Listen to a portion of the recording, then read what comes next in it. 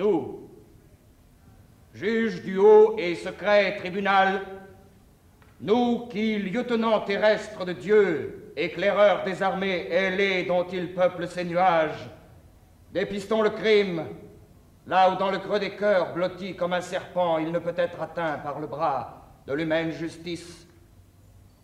Nous t'enjoignons, Théobald de Friedborn, armurier honorablement connu de la ville de Heilbronn, de déposer ta plainte contre Frédéric, comte Vetter de Strahl.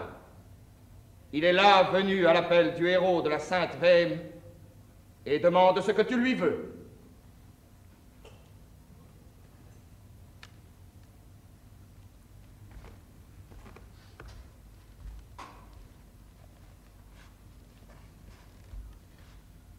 Ô vous, très haut, saint et mystérieux Seigneur, s'il s'était, lui, cet homme contre lequel je réclame, fait équiper chez moi, mettez en argent, de pied en cap, ou en noir acier avec des joints, des boucles et des anneaux d'or, et si, quand je lui aurais dit, Seigneur, payez-moi, il avait répondu, Théobald, qu'est-ce qui te prend, je ne te dois rien. Ou bien s'il avait, avec une langue de vipère, sali mon honneur. Ou encore, si, dans la sombre forêt, il avait attenté à ma vie, avec l'épée ou le poignard. En aucun de ces cas, Dieu m'est témoin, je n'aurais porté plainte devant vous. J'ai souffert durant mes 53 ans de vie tellement d'injustice que mon âme est cuirassée contre leurs aiguillons. Et tandis que je forge des armures pour d'autres, que piquent les moustiques, je dis au scorpion, va-t'en, et le laisse s'en aller. Frédéric, comte Vetter de Strahl, m'a ravi ma fille, ma Catherine. Saisissez-vous de lui, vous, lieutenant terrestre de Dieu, et livrez-le aux troupes armées qui se tiennent aux portes de l'enfer et brandissent leurs piques rouges de sang.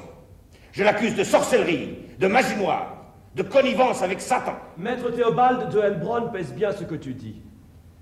Tu avances que le comte de Strahl, qui nous est honorablement connu, aurait séduit ta fille. Tu ne l'accuses pas, je l'espère, de sorcellerie, pour la seule raison qu'il aurait détourné de toi le cœur de ton enfant, parce qu'en lui demandant qui es-tu, en lui laissant voir les belles couleurs de ses joues sous la visière du casque ou de toute autre façon, dans le plein jour du champ de foire, il a frappé l'imagination vive d'une fillette. Oh, c'est vrai, mes seigneurs. Je ne l'ai pas vu errer la nuit dans les marécages, là où le pied de l'homme s'aventure rarement et avoir commerce avec des feux follets.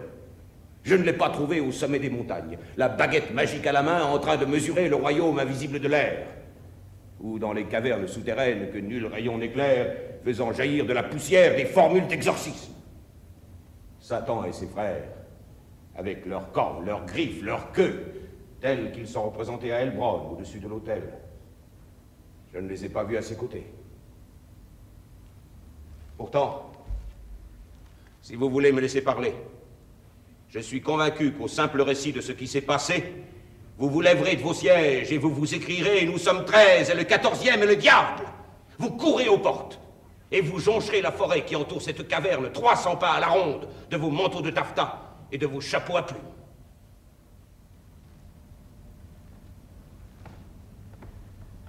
Tout d'abord, vous devez savoir, mes seigneurs, que ma Catherine a eu 15 ans au Pâques dernière.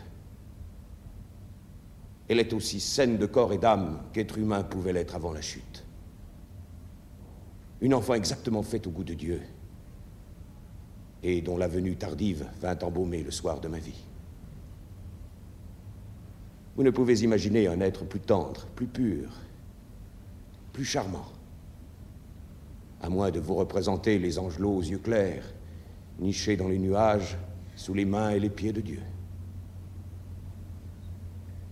Quand elle marchait dans la rue, avec sa robe de ville, son chapeau de paille vernie, son corsage de velours noir orné d'une fine chaînette d'argent, on chuchotait de toutes les fenêtres. C'est la petite Catherine de Heilbronn. La petite Catherine de Heilbronn, mes seigneurs. Comme si le ciel de Souabe l'avait engendrée. que la ville qui gît sous lui, fécondée par son baiser, l'avait mise au monde. Propriétaire d'un domaine que son grand-père lui avait légué, en m'excluant de la succession, comme on le fait pour une enfant chérie, elle était déjà l'une des plus riches bourgeoises de la ville. 5 fils d'honorable famille, épris d'elle jusqu'à la mort, avaient déjà brigué sa main. Les chevaliers qui passaient par la ville déploraient qu'elle ne fût pas une demoiselle. Ah, si elle en eût été une, elle aurait vu tout l'Orient se mettre en route et déposer à ses pieds ses perles et ses pierres précieuses.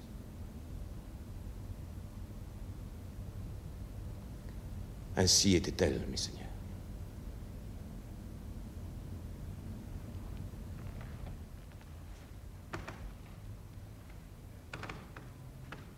Ainsi était-elle, mes seigneurs, avant que cet homme me l'ait volée. Eh bien, comment l'a-t-il volée? Par quel moyen l'a-t-il détournée de toi et du chemin sur lequel tu l'avais mise?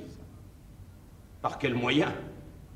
Mes très hauts seigneurs, si je pouvais le dire, cela tomberait sous mes sens, et je ne serais pas là devant vous à me plaindre de ces abominations diaboliques auxquelles je ne comprends rien. Que dois-je répondre quand vous me demandez par quel moyen? Et l'a-t-il trouvée à la fontaine quand elle puisait de l'eau et lui a-t-il dit « Belle, qui es-tu » S'est-il adossé à un pilier pour la voir passer quand elle revenait de la messe et lui a-t-il demandé « Belle, où habites-tu » S'est-il la nuit glissé jusqu'à sa fenêtre et tandis que tu lui mettais au cou un collier, lui a-t-il demandé « Belle, où dors-tu » Oh Seigneur très saint, ce n'est pas ainsi qu'on pouvait la gagner. Notre sauveur n'a pas plus vite percé à jour le baiser de Judas qu'elle ne l'eût fait de tels artifices. Jamais de sa vie elle ne l'a vu. Son dos et la petite tache qu'elle a de naissance, elle les connaît mieux que lui. Et pourtant, étrange bonhomme, s'il l'a séduite, cela s'est bien passé à certains moments et en certains lieux. La veille de la Pentecôte, lorsqu'il entra pour 5 minutes dans mon atelier, afin, comme il disait, de se faire ajuster une jointure d'acier qui s'était défaite à l'articulation de l'épaule. Il pouvait être environ 11 heures du matin, lorsque, suivi d'une escorte de cavaliers, le comte, bardé d'airain, surgit au galop devant ma maison, dans un grand cliquetis d'armes. Il sauta de cheval et entra dans mon atelier tête baissée, pour laisser le passage à l'aigrette ondoyante de son casque. « Maître, dit-il, regarde. Je vais à la rencontre du comte palatin qui veut abattre vos murailles, et la joie que j'ai de l'affronter a fait sauter les jointures de ma cuirasse. Prends ton fil d'acier et rajuste-les-moi sans que j'aie besoin de me dévêtir. » « Oh Seigneur, lui dis-je, si votre poitrine fait ainsi craquer votre cuirasse, le palatin ne touchera pas à nos murailles. » Je le fais asseoir au milieu de la pièce. Et je crie à la porte qu'on monte du vin et du jambon fumé pour notre hôte. Je place mon tabouret devant lui, avec mes outils pour lui réparer sa jointure. Et tandis qu'au dehors, son coursier hennit, et en compagnie des chevaux de l'escorte piaffe et soulève des nuées de poussière, voici que portant sur la tête un plateau d'argent, avec des bouteilles, des verres et la victuaille, la jeune fille ouvre la porte et entre. Ah, voyez, si le Dieu du ciel m'apparaissait descendu des nuages, je ne me conduirais pas autrement qu'elle. Dès qu'elle aperçoit le chevalier, plateau, vaisselle, victuailles, tombe, pâle comme la mort, les mains jointes, elle s'agenouille devant lui, son front touchant le sol, comme frappé de la foudre. Je m'écrie, « Seigneur de ma vie, qu'as-tu, mon enfant ?» Je la relève. Elle enserre ma taille de son bras comme d'un étau. Mais son visage enflammé reste fixé sur lui comme si elle voyait une apparition. Le comte de Strahles lui prend la main, demande de qui elle est la fille. Servantes et compagnons accourent et se lamentent. Et lorsqu'enfin, après quelques regards timides dans la direction du comte, elle reprend contenance, je pense que la crise est passée. Et je me mets à l'ouvrage avec mes poinçons et mes aiguilles. Et je dis,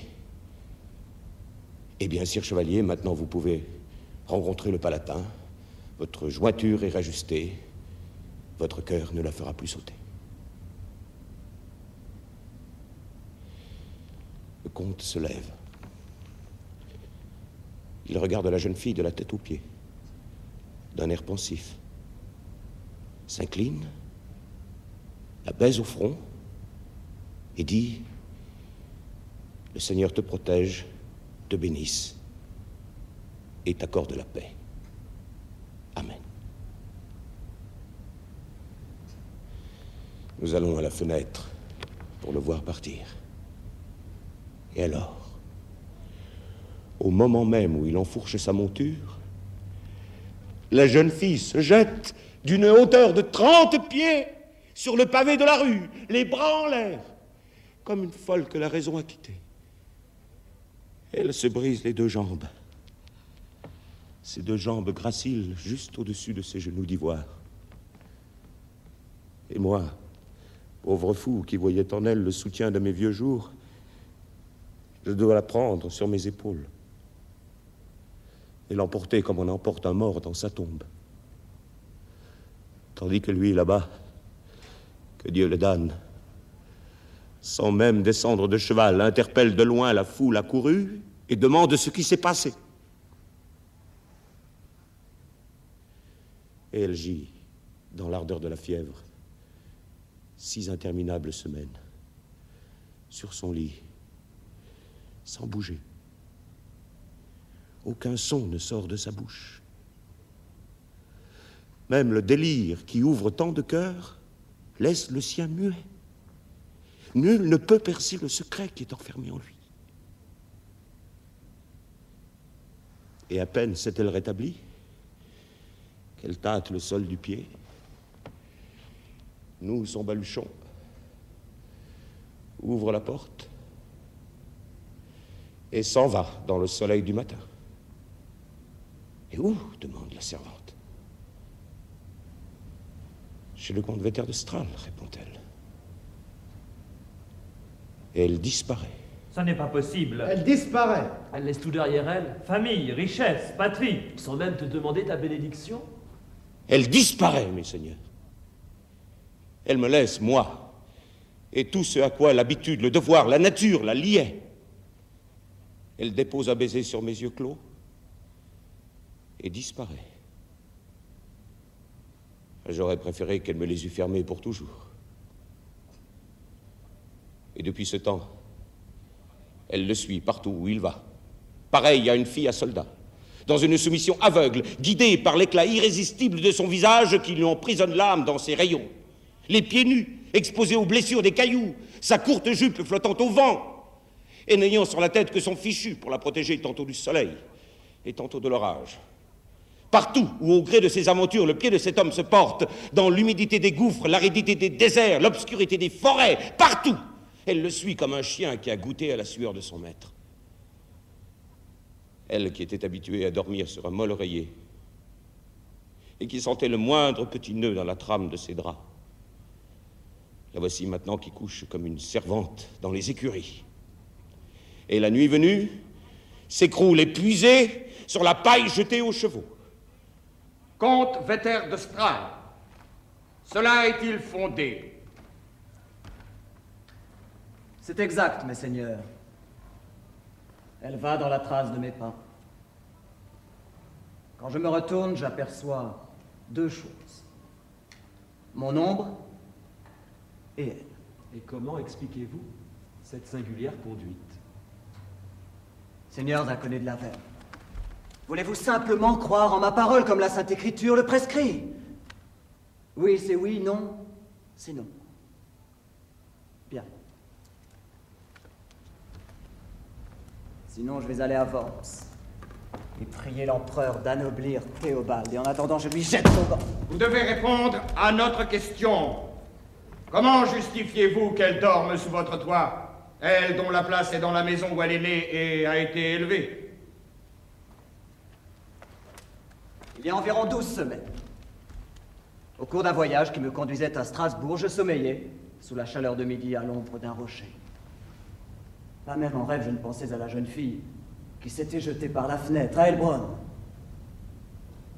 Lorsque me réveillant, je la trouve endormie à mes pieds, semblable à une rose tombée du ciel. Je dis à mes hommes couchés autour de moi dans l'herbe, mais que diable, c'est la petite Catherine de Heilbronn. Elle ouvre alors les yeux et rajuste son fichu qui s'était défait pendant son sommeil. Catherine, lui dis-je, ma fille, et d'où sors-tu? Que fais-tu là, à 15 000 de Heilbronn sur la rive du Rhin? J'ai des affaires, monseigneur, qui m'appellent à Strasbourg. J'ai peur de marcher toute seule dans la forêt. Et je me suis jointe à vous. Alors, je lui fais servir des rafraîchissements par Gottschalk, mon valet. Je lui demande si elle s'est remise de sa chute, comment va son père, et ce qu'elle a à faire à Strasbourg. Comme elle me répond à contre-cœur, je n'insiste pas, pensant que ça la regarde. J'embauche un guide pour la conduire à travers la forêt, enfourche mon cheval, et m'en vais. Le soir, à l'auberge, j'étais déjà au lit quand arrive mon valet Gottschalk. « La fille, me dit-il, est en bas et désirait passer la nuit à l'écurie. » Avec les chevaux, demandai-je. Si c'est assez moelleux pour elle, ça ne me gêne pas. Et j'ajoute, tandis que je m'allonge sous le drap, fais-lui une bonne litière, Gottschalk, et veille à ce que rien ne lui arrive. Et le lendemain, partie avant moi, elle s'en va de nouveau sur la grande route et campe de nouveau dans mes écuries. Elle campe nuit après nuit, aussi longtemps que mon voyage se poursuit, comme si elle faisait partie de ma troupe. Et cela, mes seigneurs, je ne le supportais que par égard à ce vieillard maussade qui maintenant m'en fait grief. Car Gottschalk, dans sa bizarrerie, s'était gagné la sympathie de la jeune fille et l'a traitée comme son propre enfant. Je me disais, à ton retour, repasse par Heilbronn et le vieux te remerciera. Mais comme à Strasbourg, dans le palais archiépiscopal, je la retrouve encore près de moi, et que je vois bien qu'elle n'a rien à faire dans la ville. Elle s'était entièrement vouée à mon service, lavée, reprisé mon linge comme s'il n'y avait au bord du Rhin personne pour le faire. Je lui demande, un jour que je la croise sur le seuil de l'écurie, quelle est cette affaire qui l'appelle à Strasbourg. « Eh, me dit-elle, noble sire, en devenant toute rouge, pourquoi le demander? Vous le savez? » Oh là, pensai-je. Si c'est ainsi, et j'envoie sur le champ un messager chez son père, à Heilbronn, pour lui dire que Catherine était chez moi, que je veillais sur elle, et que sous peu, il pourrait venir la chercher au château de Strahl où j'allais la conduire. Et il n'est pas venu? Si. 20 jours plus tard, il vient chez moi, pour la chercher. Je le mène dans la salle des ancêtres, et je le vois avec étonnement plonger sa main dans le bénitier qui est à l'entrée et m'asperger d'eau bénite. Sans malice comme je suis, je l'invite à s'asseoir. Je lui raconte avec la plus grande franchise ce qui est arrivé. Dans ma sympathie même, je lui suggère le moyen de remettre les choses en bonne voie. Je le console. Je le mène à la jeune fille que nous trouvons dans l'écurie en train de fourbir une de mes épées. Mais dès qu'il franchit la porte, et que les yeux, embués de larmes, il ouvre les bras pour l'accueillir, elle se précipite à mes pieds, pâle comme une morte, me suppliant par tous les saints de la protéger contre lui. À cette vue, il reste figé, comme une statue de sel. Et avant que j'aie le temps de me ressaisir, il parle, son visage épouvanté, tendu vers moi. Cet homme est Satan incarné. Il me jette son chapeau au visage, comme pour conjurer une vision d'horreur. Et comme s'il avait l'enfer à ses trousses, retourne précipitamment à Heilbronn. Étrange bonhomme. N'aurais-tu pas des hallucinations? Qu'est-ce qui, dans le comportement du chevalier, mérite blâme? Si le cœur de la folle fille s'était pris de lui, qui peut-il? Qu'y a-t-il dans toute cette histoire qui l'accuse? Qu'est-ce qu'il accuse? En toi, créature plus horrible que les mots ne peuvent l'exprimer et la pensée le concevoir. Tu te tiens là, pur et sans tache, comme si les chérubins t'avaient fait don de leur éclat et auréolé ton âme d'une lumière aussi radieuse qu'un soleil de mai. Ne dois-je pas frémir d'horreur devant l'être qui a su, dans le cœur le plus pur qui ait jamais existé, faire taire à ce point la voix de la nature, que devant le père venu s'offrir à ses baisers, la fille, pâle de peur, a fui, comme devant un loup féroce? Eh bien, s'il en est ainsi, règne sur le monde, Hécate, princesse de la magie, nauséabonde reine de la nuit. Croissez, forces démoniaques, que les lois humaines se sont toujours efforcées d'éliminer. Fleurissez sous le souffle des sorcières et germez en forêt jusqu'à ce que la cime des arbres se rompe et que les petites fleurs du bon Dieu qui tapissent le sol se flétrissent. Coulez des troncs et des tiges, sucs vénéneux de l'enfer, tombez en cataractes, répandez en nuages vos miasmes pestilentiels, déversez-vous dans tous les canaux de la vie, et submergez dans un déluge universel l'innocence et la vertu. Lui a-t-il versé du poison? Penses-tu qu'il lui ait fait boire des filtres magiques? Des opiats qui, par un effet mystérieux, ensorcellent le cœur de ceux qui en prennent. Du poison? De l'opium? Mais très haut Seigneur, pourquoi me questionner, moi? Je n'ai pas rempli les gourdes qui lui tendaient là-bas sous les rochers. Je n'étais pas là lorsque dans les auberges, nuit après nuit, elle dormait dans les écuries. Comment saurais-je s'il lui a donné du poison? Mais patientez 9 mois, et vous jugerez de l'effet sur son jeune corps. Le vieil âne. Je n'ai rien d'autre à lui opposer que mon nom. Faites-la entrer! Et si elle dit un seul mot, exhalant même à dose infime l'odeur pourrie des pensées de cet homme, je veux bien m'appeler le comte du bourbier nauséabond, ou de toute autre manière qu'il plaira à votre juste indignation.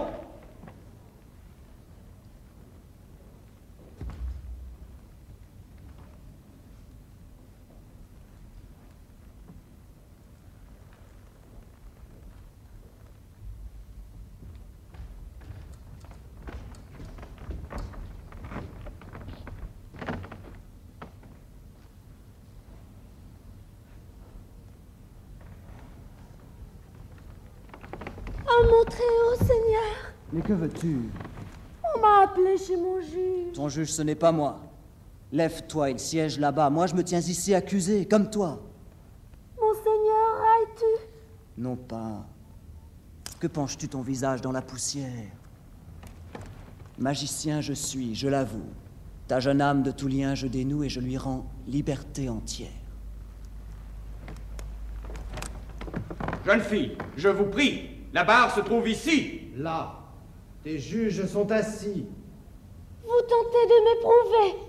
Ici, tu dois venir. Ici, tu dois parler. Eh bien, alors, tu bouges? Bah, tu dois obéir à l'ordre de tes juges. Il m'appelle? Eh bien, que dit-elle? Seigneur, que peut avoir l'étrange créature? Ils siègent sous leur parure, costumés de la tête aux pieds, comme au jour du jugement dernier. Fille étrange, que rêves-tu? Que t'imagines-tu? Tu es ici devant la cour secrète de justice. Je suis accusé de ce maléfice avec quoi, tu sais, je gagnais ton cœur. Va! Ce qui est arrivé, dis-le-leur. Tu me tourmentes au point de faire couler mes larmes. Ô noble Seigneur, instruis ta servante de ce qu'en ce cas je dois faire. T'apprendre quoi? Tu dois tout de suite aller à la barre et répondre à leur interrogatoire. Non. Parle. Tu es l'accusé. Comme tu vois. Ces hommes sont-ils tes juges là-bas? Quel que vous soyez, noble sire, quittez votre place et laissez-le partir. Car par le Dieu vivant, je vous le dis sans peur, pur et resplendissant comme sa cuirasse et son cœur. Et le vôtre ou le mien, comparé au sien, est aussi noir que vos robes. Si quelque faute fut commise, c'est lui qui doit rendre justice. Et vous à la barre tout tremblant vous tenir. Pauvre sotte, à peine sortie de ta mère, d'où te vient cette prophétique colère? Quel saint du ciel t'aurait-il averti? Oh, fille malheureuse. Ah, mon père chéri. Et tu dois parler à eux, là-bas. Père, ne me repousse pas. Reconnais-tu la chevelure dont ton départ en gris a changé la couleur? Aucun jour ne passe que je ne pense à tes boucles. Oh, mon père, aie de la patience. Ne te livre pas à la douleur sans mesure. Si de joie, elles rebrunissent à nouveau, tu pourras refleurir comme un vrai jouvenceau. Sergent, saisissez-vous d'elle. Va, ma fille, où l'on t'appelle.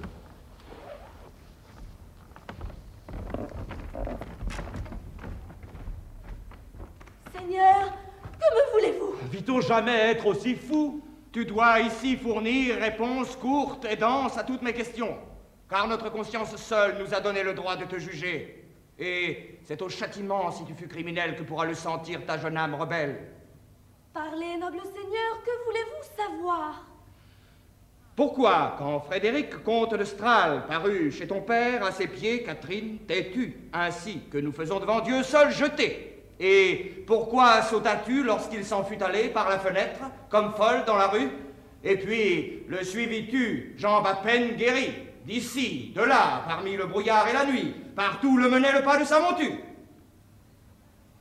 Cela, dois-je le dire devant ces hommes?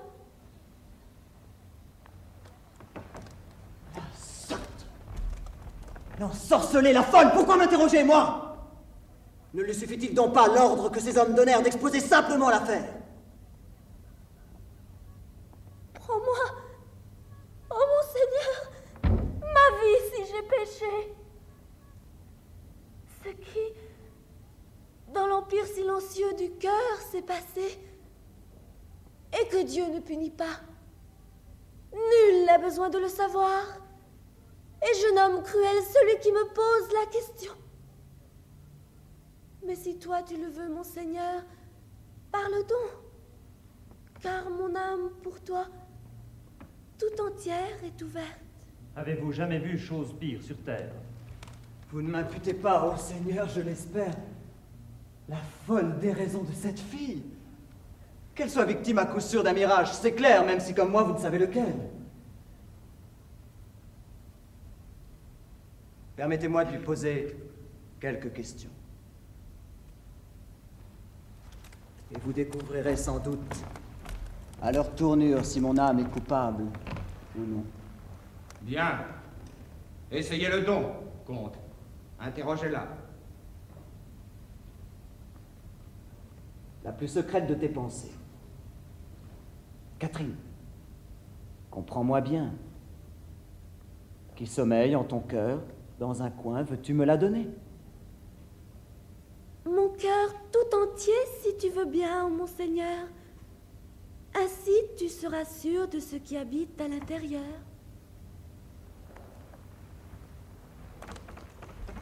Qu'est-ce qui, en un mot, soit clair, te chassa de la maison de ton père? Qu'est-ce qui t'enchaîna à mes pas? Noble Seigneur, ne le demande pas. Et si j'étais prosternée, comme je suis maintenant, devant mon propre savoir personnifié, siégeant en juge sur un trône d'or, avec les frayeurs de la conscience, cuirassé de flammes debout à ses côtés, chacune de mes pensées répondrait encore à ta question. Je ne le sais. Tu pourrais me mentir. Tu pourrais me tromper, moi, qui suis l'enjôleur pourtant de ta pensée, moi dont l'œil t'a percé comme entr'ouvre la rose, la lumière qui sur son calice se pose. Qu'ai-je pu un jour, tu le sais, à l'âme ou au corps t'avoir fait? Où donc? Ici ou là? Quand? Jadis ou naguère? Aide-moi, noble Seigneur. T'aider, bizarre créature, de rien ne te souviens-tu?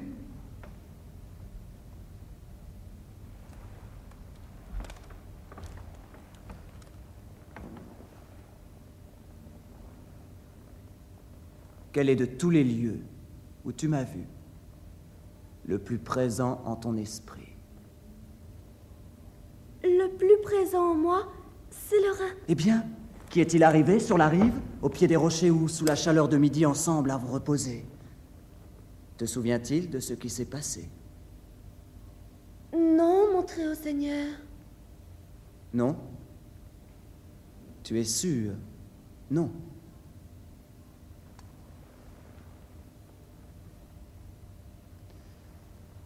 Que t'en dis-je à tes lèvres, comme boisson? Comme ton vin je dédaignais, tu envoyas Gottschalk, ton fidèle écuyer, me chercher à boire à la source. Je te pris par la main et tendis à tes lèvres.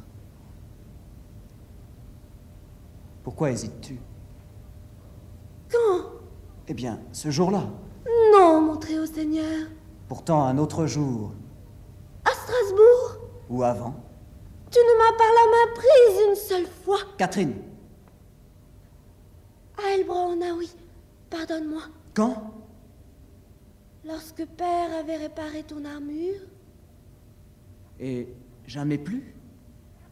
Non, mon très haut Seigneur. Catherine! Moi? Par la main? Ou bien sinon?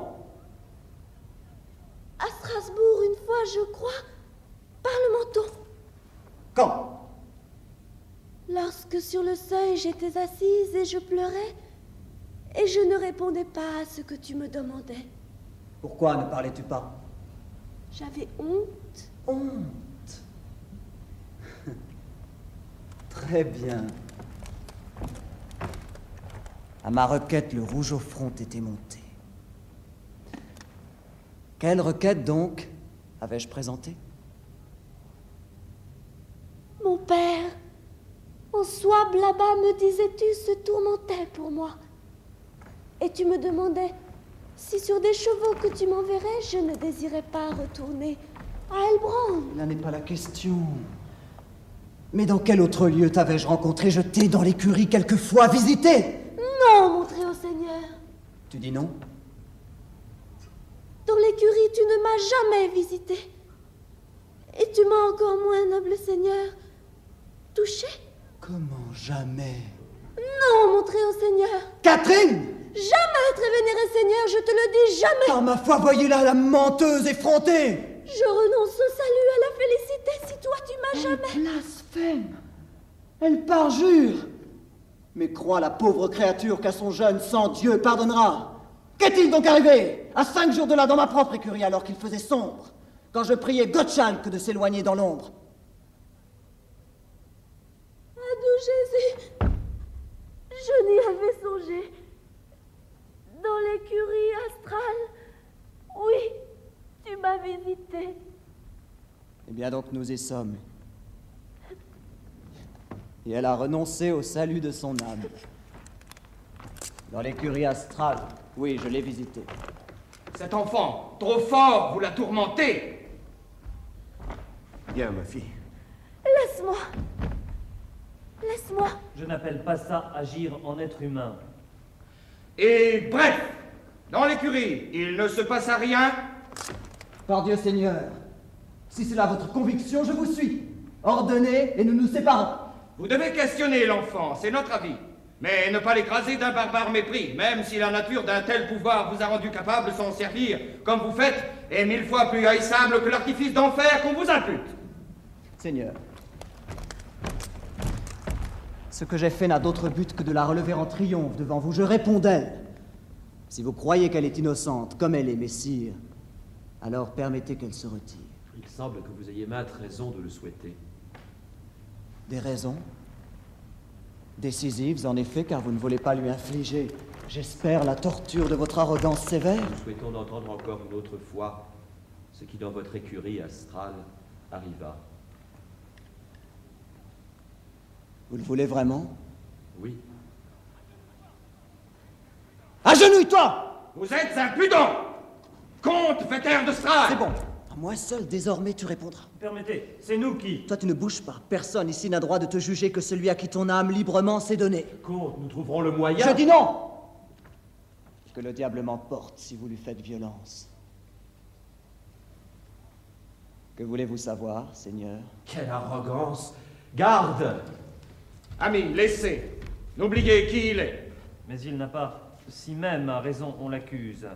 Pour questionner la fille, utiliser la ruse. Ça, je le pense aussi. On peut le laisser faire.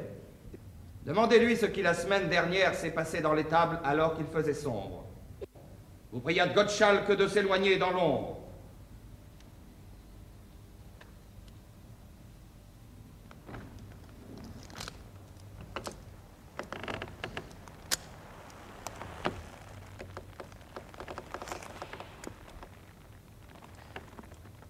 Qu'est-il donc arrivé? Passé 5 jours, le soir, dans l'étable de Strahll, alors qu'il faisait sombre quand je priais Gottschalk de s'éloigner dans l'ombre. Mon très haut Seigneur, pardonne-moi, c'est ma faute. Je réponds maintenant point par point, à voix haute. Là-bas, je t'ai touché. Est-ce vrai? Dis-le-moi.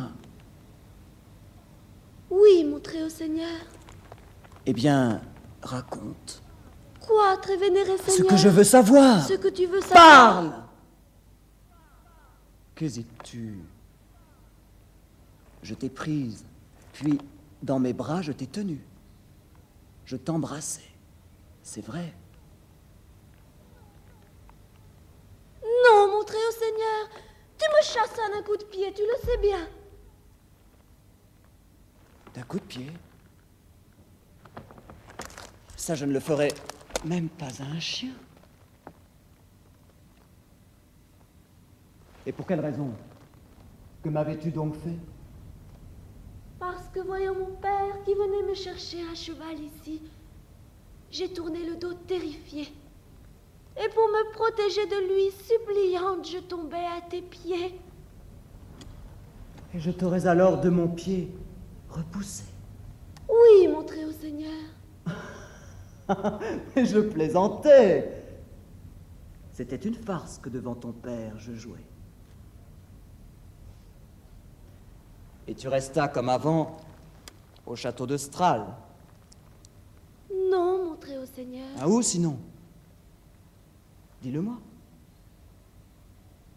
Lorsque, rouge de colère, tu pris le fouet, je m'enfuis par le porche moussu et j'allais me cacher sous une brèche du rempart où dans les sureaux embaumés la mésange a bâti son nid. Et je te fis alors poursuivre par mes chiens. Non, mon très haut Mais Seigneur. si, tu le sais bien. Alors que pris en chasse par la meute hurlante, tu quittas les limites de mes domaines, je priai le voisin de te poursuivre, n'est-ce pas? Non, mon très haut Seigneur, que racontes-tu là? Tu m'envoyas Gottschalk le 3e jour pour me dire que j'étais ta chère petite Catherine, mais que je devais être raisonnable et partir. Que lui répondis-tu? Monseigneur, je lui dis que tu laissais la mésange gazouiller dans le bosquet de sureaux embaumés et que tu devais laisser aussi la petite Catherine de Helbrand.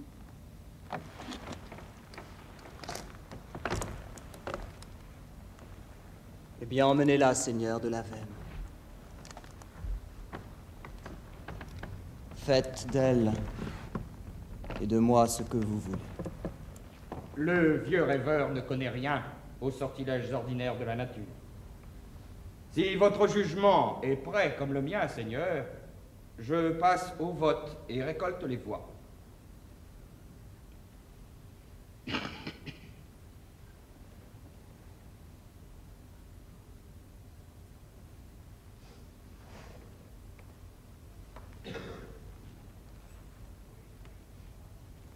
Oui, Frédéric Vetter, comte de Strahll, tu es d'une unanime voix par la Vême acquitté. Et toi, Théobald, je t'enjoins de ne pas revenir ta plainte à la main avant que tu puisses m'apporter des preuves meilleures. Levez-vous, la séance est close, mes seigneurs. Mais très haut seigneur, Vous le déclarez innocent. Dieu, dites-vous, a fait le monde à partir du néant. Et celui qui, avec rien que du néant, l'anéantit à son tour, le rendant au chaos du premier jour, serait-il autre que Satan lui-même? Silence! Sauve, vieillard! Pour qui prends-tu la veine? Nous ne sommes certes pas ici pour permettre à ta cervelle détraquée de se remettre. Allons, garde, bandez-lui les yeux et au dehors, reconduisez-le. Dehors? Mais mon enfant, jamais. La sainte veine s'en remet à vous, comte. Car vous montrâtes quelle est sur cette fille ingrate l'étendue de votre puissance. Donnez-nous-en une preuve dernière, avant qu'ici nous levions la séance, et rendez-la à son vieux père. Seigneur,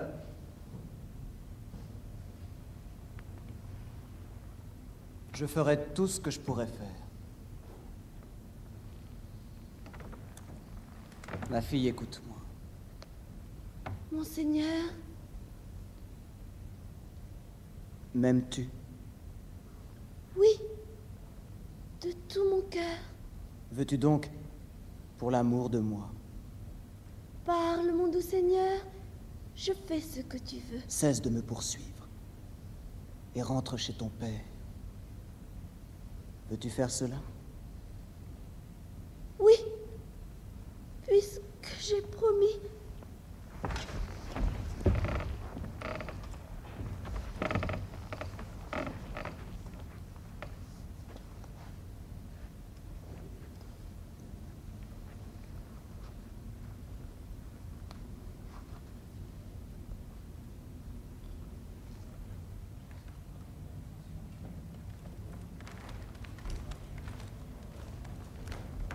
Voilà, comte de Stralf.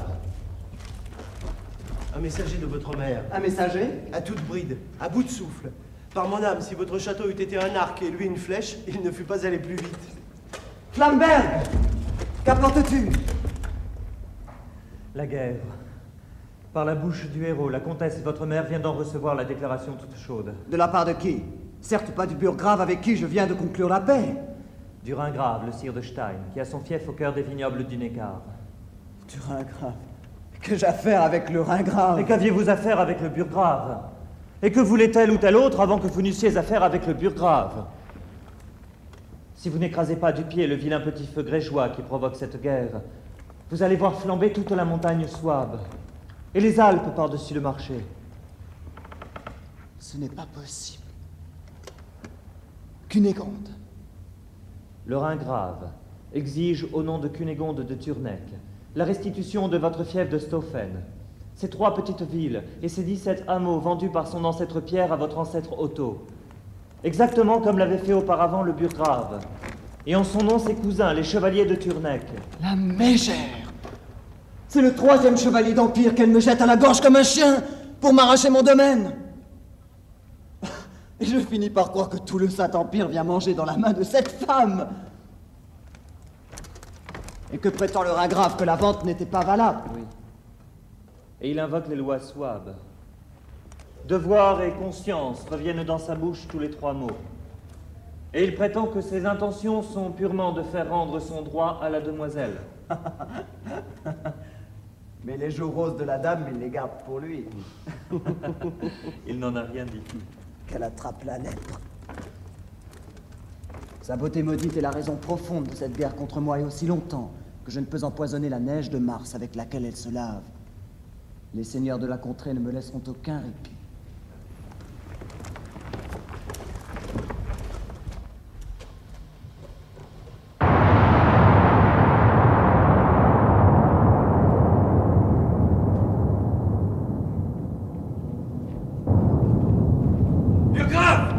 Burgrave de Frébourg, il y a une cabane de charbonnier là-bas. Oh là!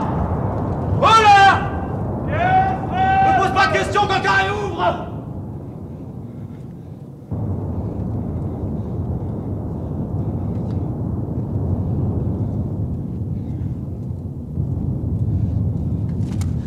Qui êtes-vous? Que voulez-vous? Je suis un chevalier!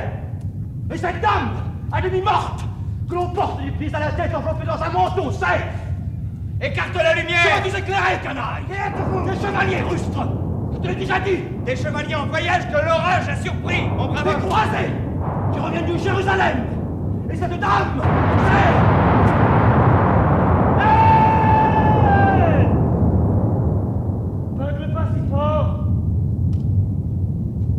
la grande gueule de l'orage, on n'entend rien. De Jérusalem, dites-vous. De Jérusalem! Oui, Et cette dame qu'on porte, c'est la sœur de Messire, elle est malade. Et elle a besoin... C'est sa sœur et mon épouse, quasi morte comme tu vois, à moitié assommée par la grêle, de sorte qu'elle ne peut dire un mot. Elle a besoin d'une place dans ta cabane, jusqu'à ce que l'orage cesse et que le jour se lève. si ce n'est que ça. C'était pas la peine de hurler, de déchirer les poumons. Isaac, Oui? arrange la paillasse et mets des couvertures.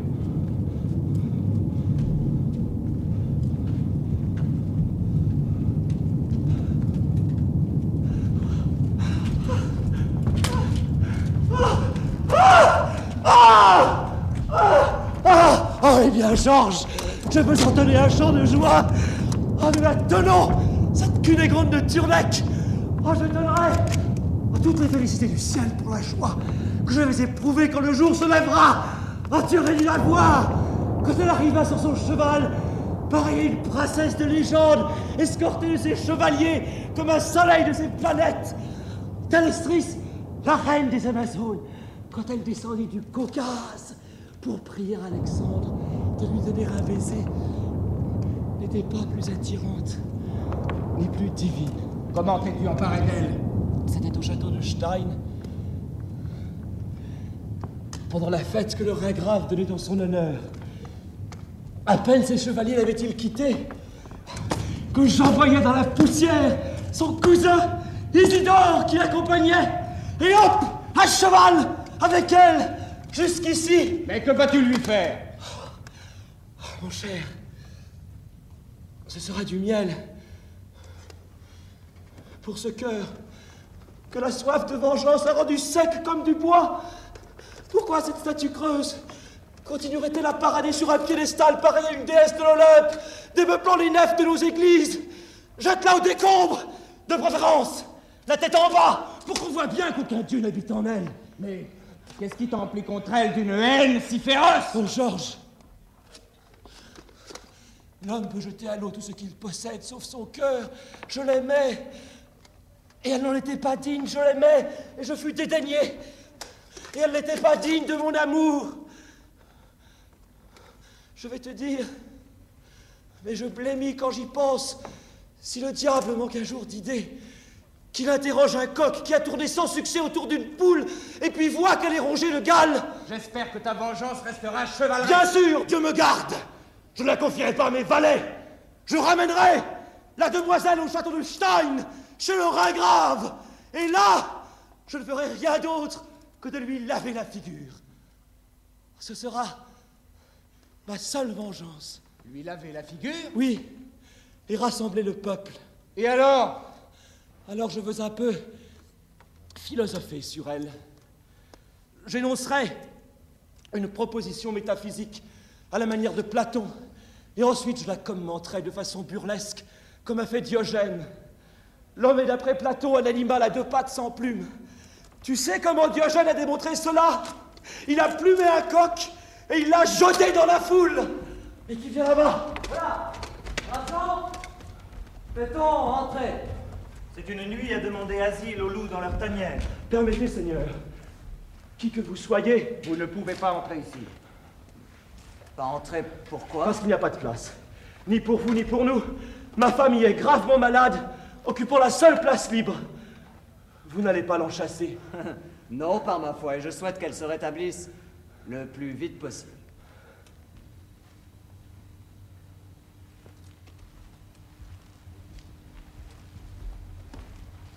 Gottschalk, apporte les couvertures. Eh bien, nous coucherons à l'enseigne du ciel bleu. Gottschalk!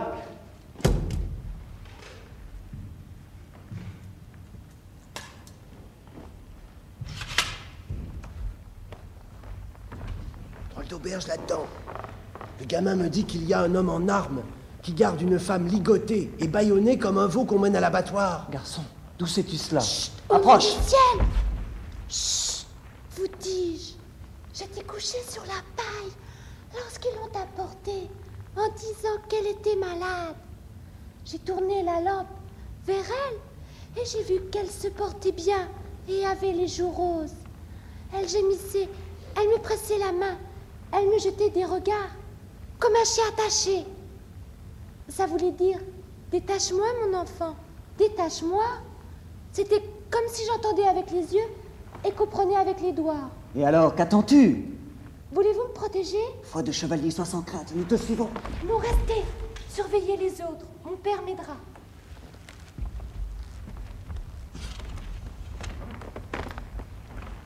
Drôle d'oiseau, ces gens-là. On n'attache point sa femme avec des cordes pour l'emmener en voyage. Ils disent qu'elle est malade. Et alors? Et puis elle ne l'est pas. Mon sauveur, qui que vous soyez, prenez sous votre garde une demoiselle 1000 fois insultée et outragée. Si, chevalier, votre serment vous enjoint la protection de l'innocence. L'innocence est ici, à vos pieds, abîmée dans la poussière, qui vous implore. Hé, Seigneur, arrêtez! D'abord, que voulez-vous? Quoi ce que nous voulons? Simplement, moi, je veux ma femme par le diable. Alors écartez-vous. Ta femme, vil menteur. Toi, ne la touche pas! Si tu désires quoi que ce soit de cette dame, c'est à moi que tu dois le dire, car elle m'appartient désormais. C'est en mise sous ma Qui protection. es-tu, insolent, pour t'entremettre ainsi entre mari et femme? Qui t'a donné le droit de me contester mon épouse? Ton épouse scélérate, je ne le suis pas. Mais qui es-tu, toi, gredin? Pour appeler ton épouse, dire-t-elle une demoiselle que le diable au fond de l'enfer t'a livré pieds et poings liés, bâillonné, garrotté? Qui es-tu, réponds-moi. Seigneur, vous vous trompez. Qui es-tu? Ouvre donc ta visière. Cette femme, c'est mon épouse. Ta visière. Mais Seigneur, Penses-tu, chenapan, pouvoir me refuser ta réponse comme moi je te la refuse? je suis... Écoutez-moi, tu es fou. Qu'as-tu fait? Ah.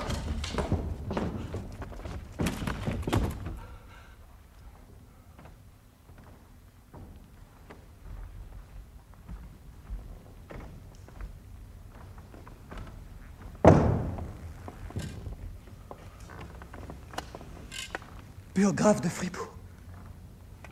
Dieu Tout-Puissant, c'est toi? C'est lui, le chien d'enfer. Que fais-tu avec cette femme malheureuse et que voulais-tu d'elle? Il ne peut plus parler, le sang qui coule de son front emplit sa bouche. Laissez-le s'étouffer. Cela me semble un rêve, un homme comme toi, si valeureux, si bon. Venez à son secours! Allons, soutenons-le et portons-le là-bas jusqu'à cette cabane. Dans la tombe, portez des pelles et qu'on n'en parle plus. Apaisez-vous, blessé, cet homme me peut nuire. Oh, à boire, je vous prie. Vous sentiriez-vous mal? Laissez, laissez. Madame,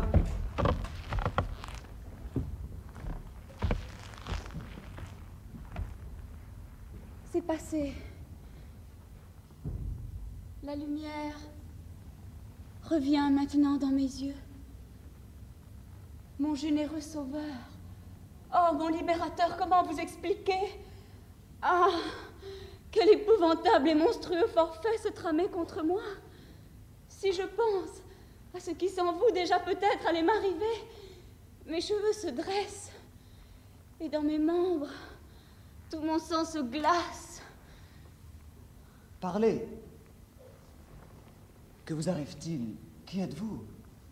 Oh, bonheur inouï de pouvoir vous l'apprendre. L'exploit que votre bras vient ici d'accomplir n'aura servi nul être indigne.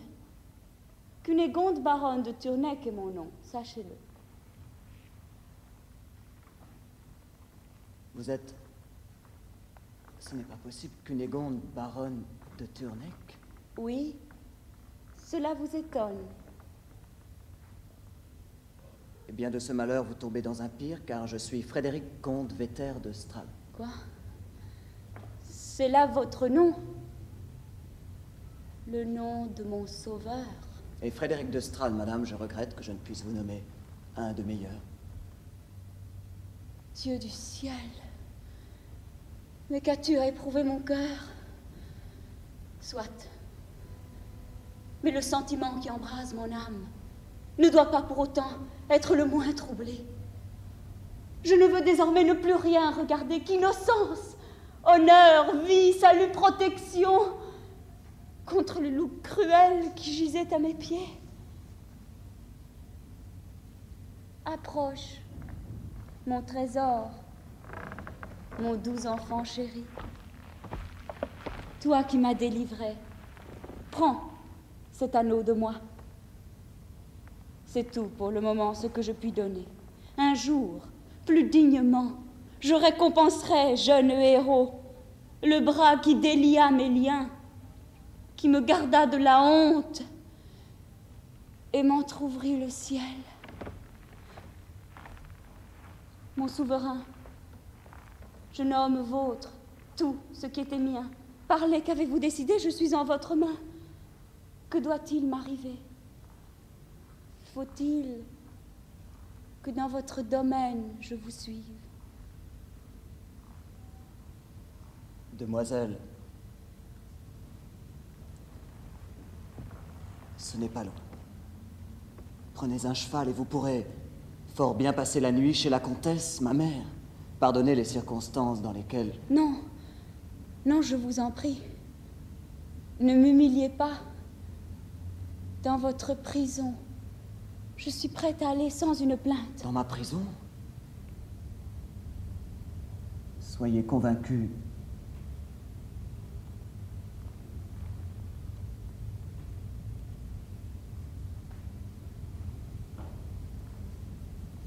Belle dame. Votre générosité m'accable.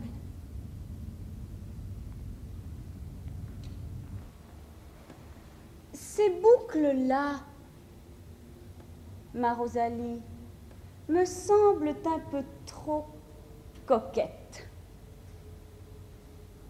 Loin de moi l'idée d'épuiser toutes les possibilités de l'art. Dans les détails sans importance, c'est un soupçon de négligence qui fera ressortir l'ensemble et prouvera sa perfection.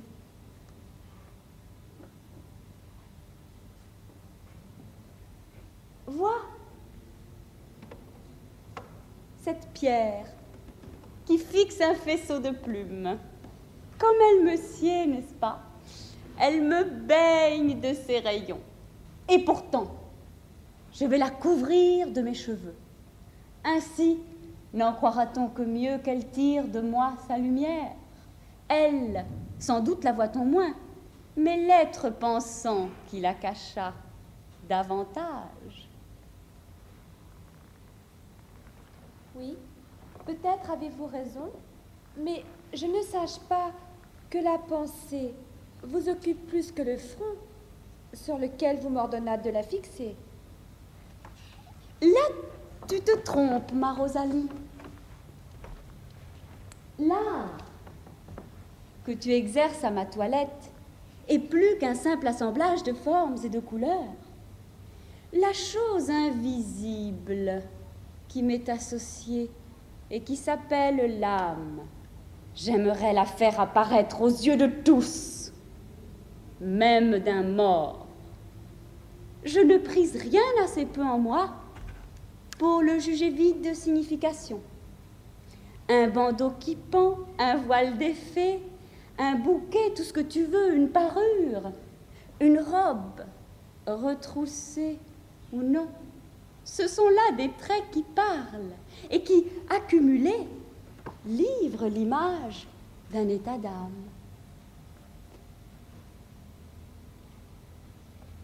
Cette plume que tu m'as fièrement plantée, tu ne peux nier qu'elle ne dise quelque chose.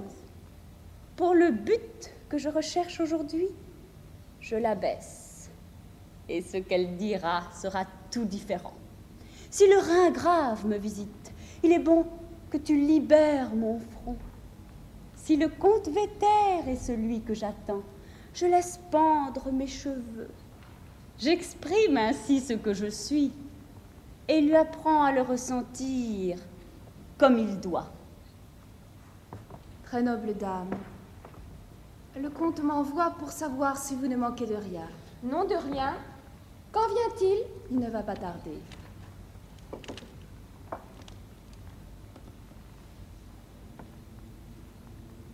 Eh bien? Alors c'est vous, mademoiselle Cunégonde de Turnec? Oui, c'est moi. Et vous vous dites fille de l'empereur? Fille de l'empereur? Non, qui t'a dit ça? L'empereur régnant m'est étranger. Je suis la descendante d'un des empereurs qui occupait autrefois le trône d'Allemagne. Seigneur, ce n'est pas possible. Eh bien quoi? Alors, le rêve du comte de Stral est réalisé? Quel rêve? C'est l'histoire la plus bizarre du monde. À la fin de l'année dernière, à la suite d'une étrange torpeur dont personne n'a pu trouver la cause, le comte est tombé malade. Il gisait exténué, le visage rouge de fièvre, et délirait. Les médecins qui avaient épuisé tous leurs remèdes disaient qu'il était perdu. Les plus secrètes pensées de son cœur, la fièvre et le délire les faisaient monter à ses lèvres. C'est avec plaisir, disait-il, qu'il quittait la vie. Il n'existait pas de jeune fille capable de l'aimer. Et la vie sans amour était la mort. Il nommait le monde une tombe, et la tombe un berceau. Il pensait que c'était maintenant qu'il allait naître. 3 nuits de suite, sa mère ne quitta pas son chevet, et il lui a raconté qu'un ange lui était apparu et lui disait « Confiance ». À la question de la comtesse, cet appel venu du ciel l'avait-il réconforté? Il répondit « Réconforté? Non. » Et avec un soupir, il ajouta « Pourtant si, quand je l'aurai vue. » La comtesse alors lui demande « Et tu la verras ?»« Certes, répondit-il. »« Mais quand demande-t-elle et où ?»« La nuit de la Saint-Sylvestre, au moment où l'année commence, s'il me conduira à elle. »« Qui ?» demande-t-elle. « Mon fils chéri, qui te conduira? À qui? » L'ange! À ma fiancée, dit-il. Et il s'endort. Baliverne! Là-dessus, dans la nuit de la Saint-Sylvestre, à l'instant même où l'année change, il se soulève à demi sur sa couche, l'œil fixe comme s'il avait une vision, et crie « Mère! Mère! Mère !» Qu'y a-t-il? Demande la mère. Là-bas. Et il tend le bras en avant. Vite, vite, dit-il. Mon casque, ma cuirasse, mon épée. Où veux-tu aller? Demande la mère. À elle, dit-il. À elle. Et il s'affaisse en murmurant. Adieu, mère, et reste étendu. Mort. Mort? Oui, mort. Tu veux dire comme un mort? Elle dit mort. Ne la troublez pas. Alors? Mettons l'oreille contre sa poitrine. C'était silencieux, comme dans une chambre vide. On lui approcha une plume des narines. Elle ne bougea pas. Le médecin pensait qu'il avait rendu l'âme. On lui cria son nom à l'oreille. On lui fit des piqûres d'aiguilles. On lui arracha un cheveu pour voir si le sang se montrait.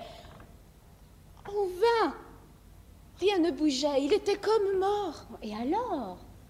Alors, après être resté comme ça un grand moment, le voilà qui se relève et dit avec un air de profonde désolation: « Oh, ils apportent les flambeaux. »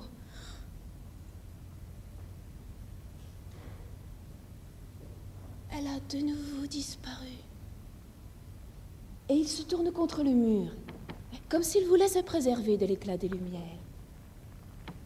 La comtesse se penche sur lui, le soulève contre sa poitrine et dit: « Mon Frédéric, où étais-tu? » Auprès d'elle, auprès de celle qui m'aime, auprès de la fiancée que le ciel m'a destinée. Va, mère, priez pour moi dans toutes les églises, car maintenant, je souhaite de vivre. Et il guérit. C'est là le miracle. Il se rétablit d'heure en heure, guéri comme par un baume divin. Et avant la nouvelle lune, il aura retrouvé toutes ses forces. Et a-t-il raconté ce qui lui était arrivé? Ah, il a raconté sans fin.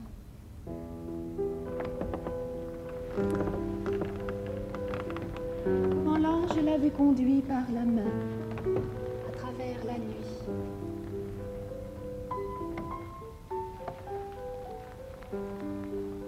comment il avait ouvert doucement la porte de la chambre de la jeune fille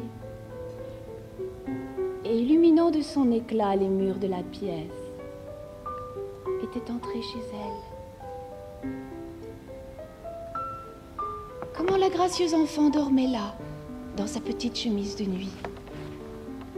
Comment elle ouvrit les yeux à son entrée et appela d'une voix serrée par la surprise une certaine Marianne, sans doute une servante qui dormait dans la chambre voisine.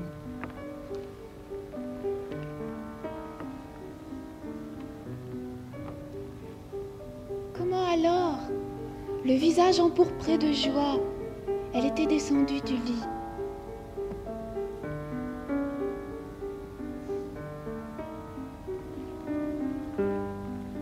Et s'était agenouillée devant lui, en murmurant la tête baissée. Mon haut Seigneur. Comment l'ange alors lui avait dit qu'elle était fille d'empereur et lui avait montré une petite tache de naissance qu'elle portait sur la nuque.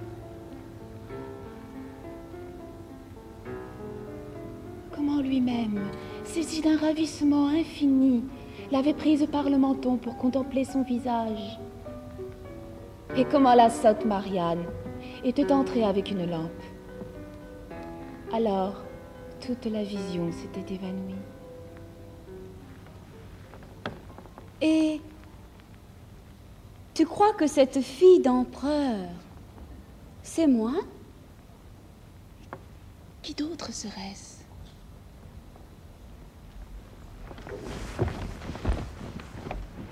Ô digne de respect, mère de mon sauveur! À quel heureux hasard devrais-je le bonheur de voir votre visage et baiser votre main?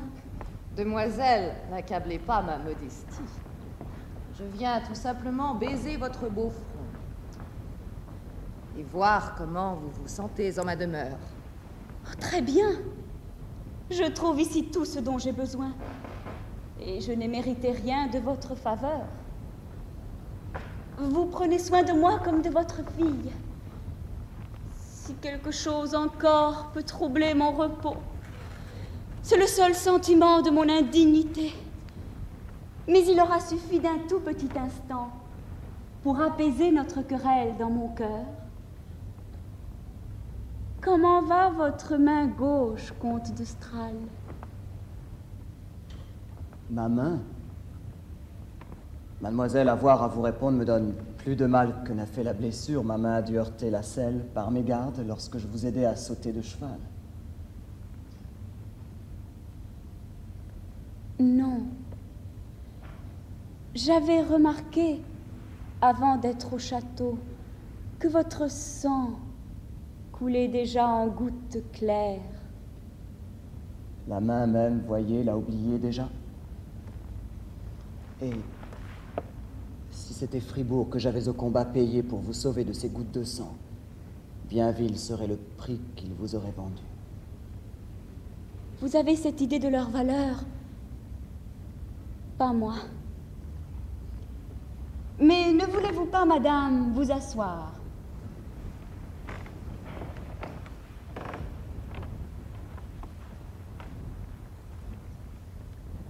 N'avez-vous une idée de votre sort futur?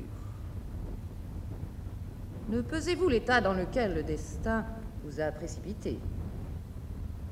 Ne savez-vous déjà comment là votre cœur pourra se comporter? Ô dame vénérable, ô très noble comtesse, Tous les jours de ma vie, je désire les vivre, dans la reconnaissance et dans le souvenir de ce qui, cette nuit, vient d'être fait pour moi, dans la vénération vive et inextinguible, et de votre personne et de votre maison.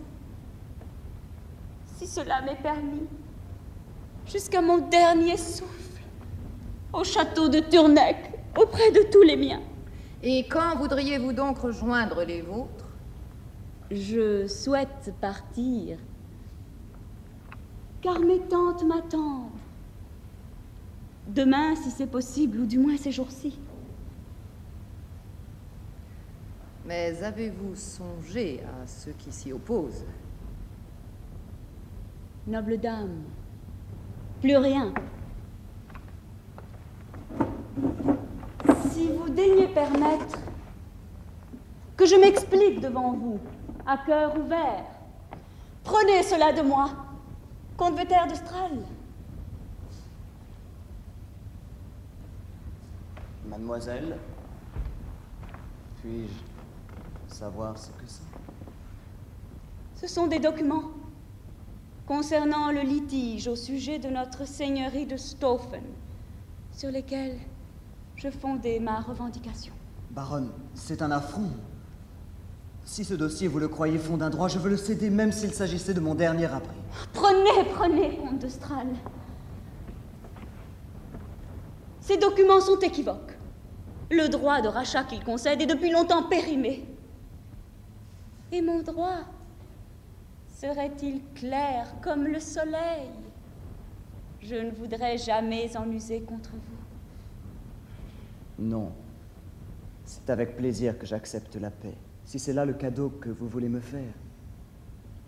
Mais n'auriez-vous sur Stauffen qu'un soupçon de droit? Gardez le document sur lequel il se fonde. Portez l'affaire devant l'empereur et la loi décidera qui se trompe.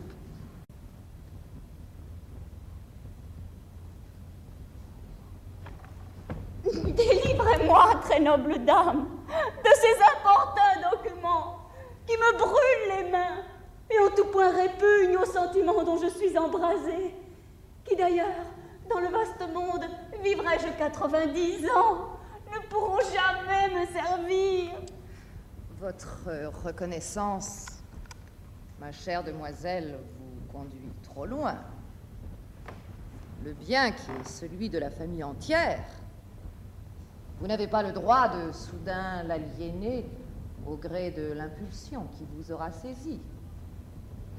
Acceptez simplement ce que mon fils propose. Laissez-lui présenter ses papiers à Wetzlar et soyez assurés de garder notre estime, de quelque façon que l'affaire se décide. Ma revendication n'appartenait qu'à moi. Je n'ai besoin de questionner aucun cousin. Et à mes fils, je veux ne léguer que mon cœur. Les seigneurs de Wetzlar, pourquoi les troublerais-je? C'est ainsi que mon cœur violent a décidé. Oh mon doux, oh mon jeune et téméraire enfant, qu'avez-vous donc fait là? Venez auprès de moi. Puisque la chose est faite, alors je vous embrasse. Je veux que le sentiment qui m'enflamme, rien jamais ne vienne le contredire. Je veux que s'écroule la muraille qui se dresse entre moi et mon sauveur. Je veux toute ma vie ne respirer que pour l'honorer et l'aimer. Bien, bien, ma petite fille. Vous paraissez très ébranlée. J'ose espérer pour vous, madame, que vous ne regretterez rien. Quand puis-je partir pour Turnec? Tout de suite, quand vous voudrez. Mon fils va vous y conduire. Eh bien, demain. Mes vœux sont avec vous. Et pourtant, je le dis, je vous aurais gardé ici avec plaisir. Mais vous pouvez encore dîner chez nous ce soir. À volontiers. Si j'ai pu retrouver tout mon calme.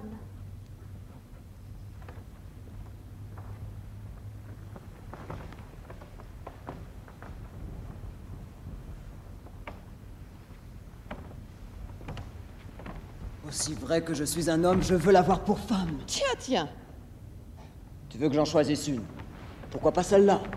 Je n'ai pas dit qu'elle me déplaisait. Elle est de la souche de l'ancien empereur saxon. Et le rêve de la nuit de la Saint-Sylvestre parle pour elle? Pour ne rien te cacher, oui.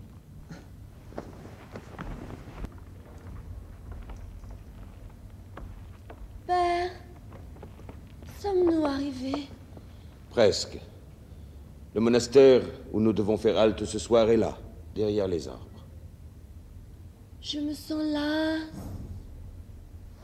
Tu es pâle. Et ton front est moite.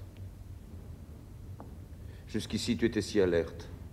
Tu marchais pendant des heures et des heures à travers les champs et les bois, et tu n'avais besoin pour te reposer que d'une pierre et du sac que tu portes à l'épaule, comme oreiller.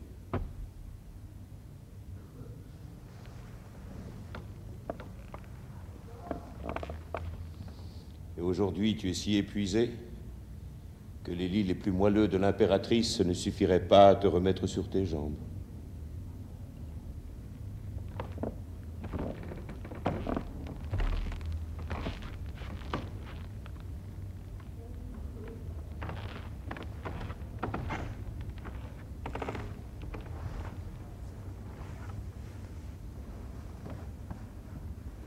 As-tu besoin de quelque chose?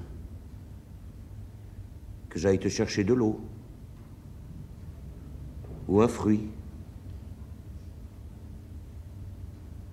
Mais parle, ma petite Catherine. Non. Merci, mon père.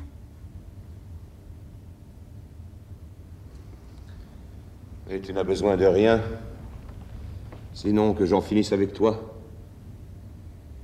Que j'aille dire au prieur Atto, mon vieil ami, que le vieux Théobald est là, et qu'il va enterrer son cher et unique enfant. Oh, mon père. Bon, les jeux sont faits.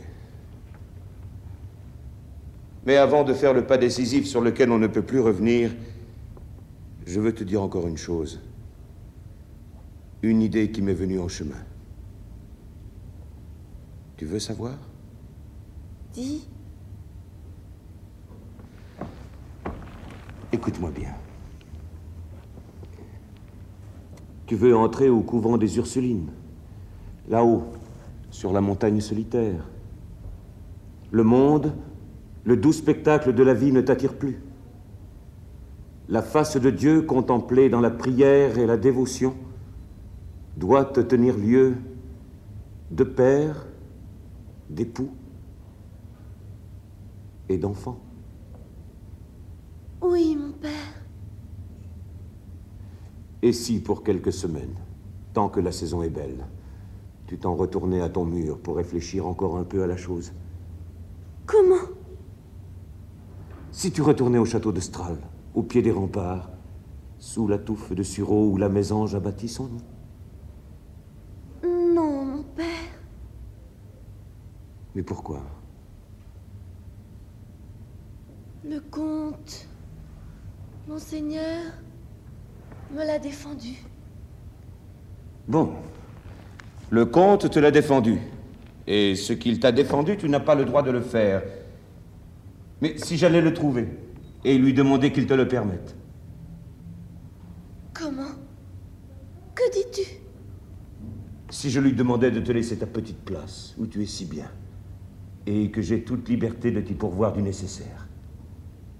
Non, mon père. Mais pourquoi? Tu ne le ferais pas. Et si tu le faisais, le comte ne le permettrait pas. Et s'il le permettait, je n'userais pas de sa permission. Oh, Catherine, ma chère petite Catherine, je le ferai. Je veux m'agenouiller devant lui comme je le fais maintenant devant toi et lui dire: mon très haut Seigneur, permettez que Catherine habite sous le ciel qui s'étend au-dessus de votre château. Si vous sortez à cheval, permettez qu'elle vous suive de loin, à une portée de flèche. Et quand la nuit viendra, creusez-lui une petite place dans la paille de votre monture. Ce sera mieux pour elle que de mourir de chagrin. Mon père, au nom du ciel, tu m'anéantis. Tes paroles sont autant de couteaux dont tu perces mon cœur. Je ne veux plus entrer au couvent. Je veux retourner avec toi, Heilbronn. Je veux oublier le comte et épouser l'homme que tu voudras, même si le lit nuptial doit être ma tombe. On en vient. Allons au couvent. Non, jamais. Jamais. Ni au château de Stral, ni au couvent. Si tu veux, allons ce soir chez le prieur pour que je reprenne des forces. Et demain matin, à l'aube, retournons chez nous.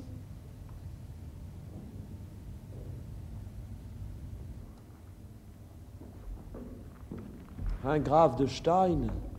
Les bruits qui courent sont vrais. Votre Cunégonde et le comte voguent à pleine voile sur l'océan de l'amour. Elle l'a invité à séjourner chez elle, au château de Turneck. Avant la nouvelle lune, ils auront abordé aux rives de l'Hymen. Que la foudre abatte leurs mains. La cata.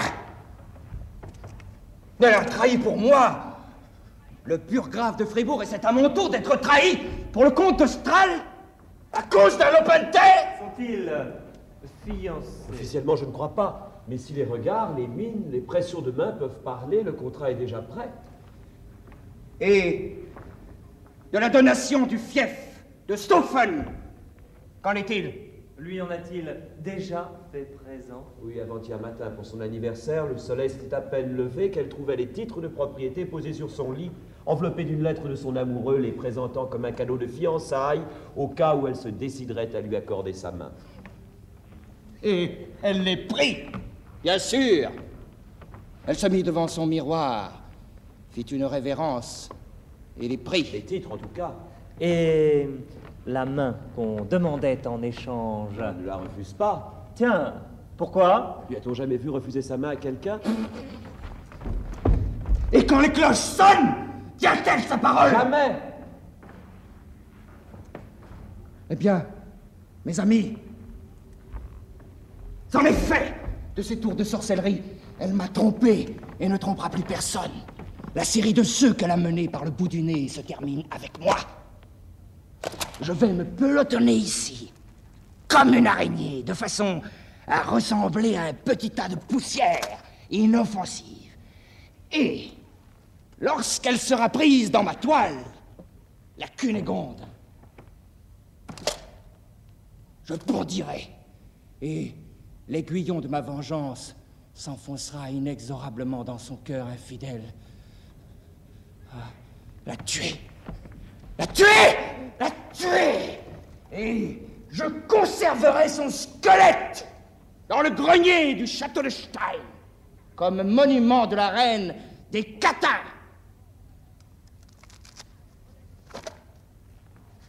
Prenez ces deux lettres. Toi, celle-ci, et toi, celle-là. Et portez-les. Celle-ci, au prieur Atto. J'irai le voir vers 7 heures du soir afin qu'il me donne l'absolution.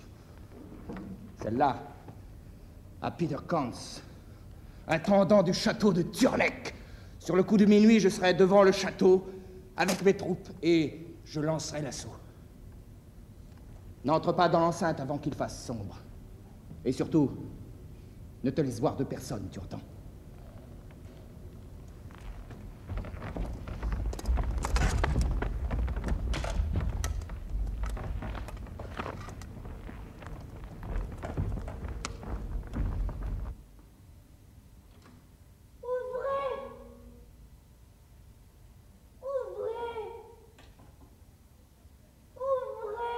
Oula, qui donc appelle? C'est moi, Gottschalk. C'est moi. Mon cher Gottschalk, c'est moi. Qui? Moi. Toi? Oui. Qui? Moi. Je connais cette voix. Par mon âme, je l'ai moi aussi entendue. Comte de Stral. Comte de Stral, ouvrez. Mais par Dieu, ce serait... Aussi vrai que je vis! C'est Catherine. Oh non! Qu'elle aille au diable. Toi, petite chérie. Mais flanque-la dehors. Je ne veux rien savoir. Comment? Que dites-vous? Comte Vetter de Strahl, Flanque-la donc dehors. Je ne veux rien savoir. Mais sire, permettez. voici, comte. Prenez. Que viens-tu faire ici? Ici, que cherches-tu? Rien. Je veux simplement vous donner une lettre. Et moi, je n'en veux pas.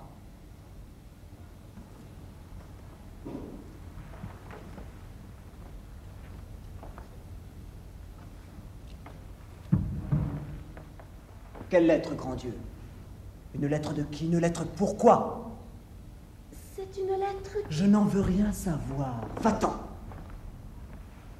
Et remets-la aux gens de l'antichambre. Mais mon très haut Seigneur, laissez-moi vous apprendre. Voyez la fille! La canaille va nu-pied, je n'en veux rien savoir. Va-t'en d'ici, te dis-je! Retourne chez ton père où tu devais rester. Ah, mon maître et Seigneur, je m'en vais aussitôt. Mais cette lettre, elle est pour vous très importante. Daignez consentir à la prendre de ma main. Mais je ne la veux pas. Mais ça ne me plaît pas, allez vite en d'ici. Mais mon très haut Seigneur... Où as-tu mis le fouet?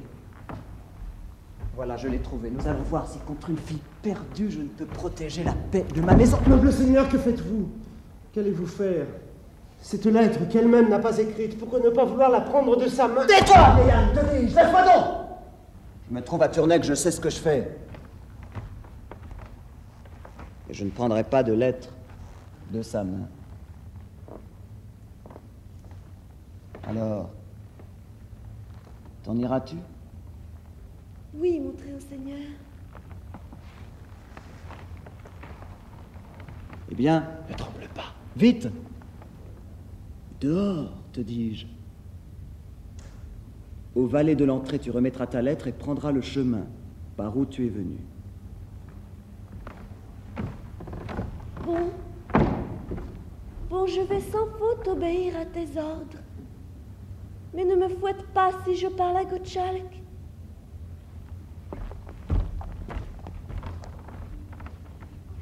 Prends la lettre. Donne-la, ma chère enfant. Qu'est-ce que cette lettre? Et de quoi s'agit-il? La lettre est du Ringgrave de Stein, comprends-tu?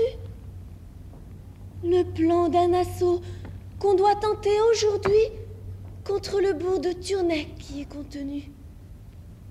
Contre la belle demoiselle Cunégonde, la très noble fiancée de monseigneur le comte. Un assaut contre le bourg?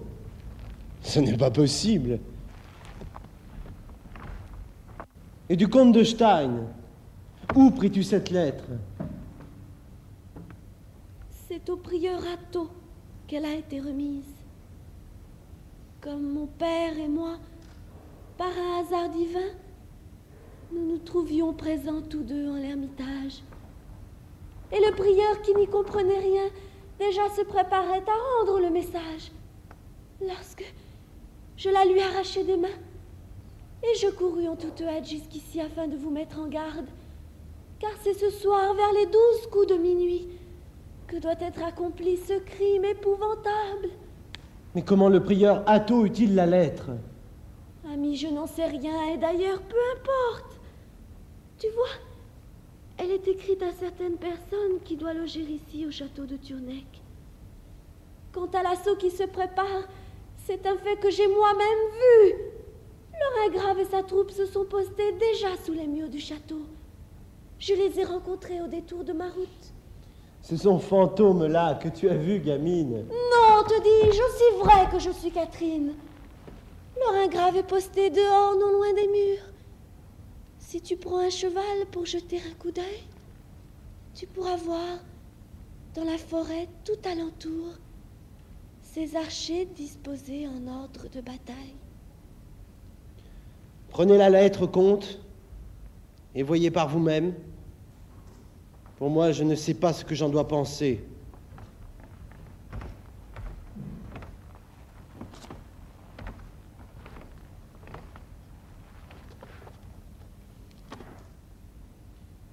Quand sonnera minuit, je serai devant Turnec.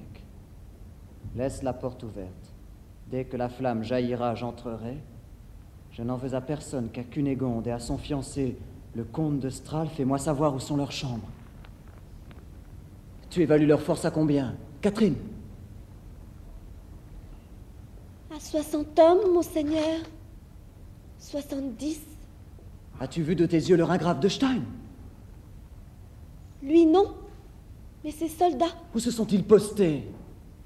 à 300 pas d'ici, dispersés dans le bois. À droite, sur la route. À gauche, sous les pins. Près d'un petit pont qui enjambe le torrent. Partons, il n'y a plus un seul instant à perdre. Va vite prévenir les sœurs de Turnec. J'y vais, j'y vais. J'y vais. Viens, chère Catherine, afin de rafraîchir un peu ton corps brûlant. Oh, combien devant Dieu te sommes-nous comptables de la fatigue que pour nous, dans la nuit sombre, les forêts et les champs. Viens donc. Ton visage brûle comme la flamme. Il faut que tu te mettes un châle, Catherine, et tu ne boives pas avant d'avoir moins chaud. Mais tu n'en as aucun. Non? Eh bien, prends ceci. Et lorsque tu voudras retourner chez ton père, je ferai cela va de soi. Que fait ce fouet? Très vénéré Seigneur, vous-même l'avez pris. Y avait-il des chiens chassés hors d'effet?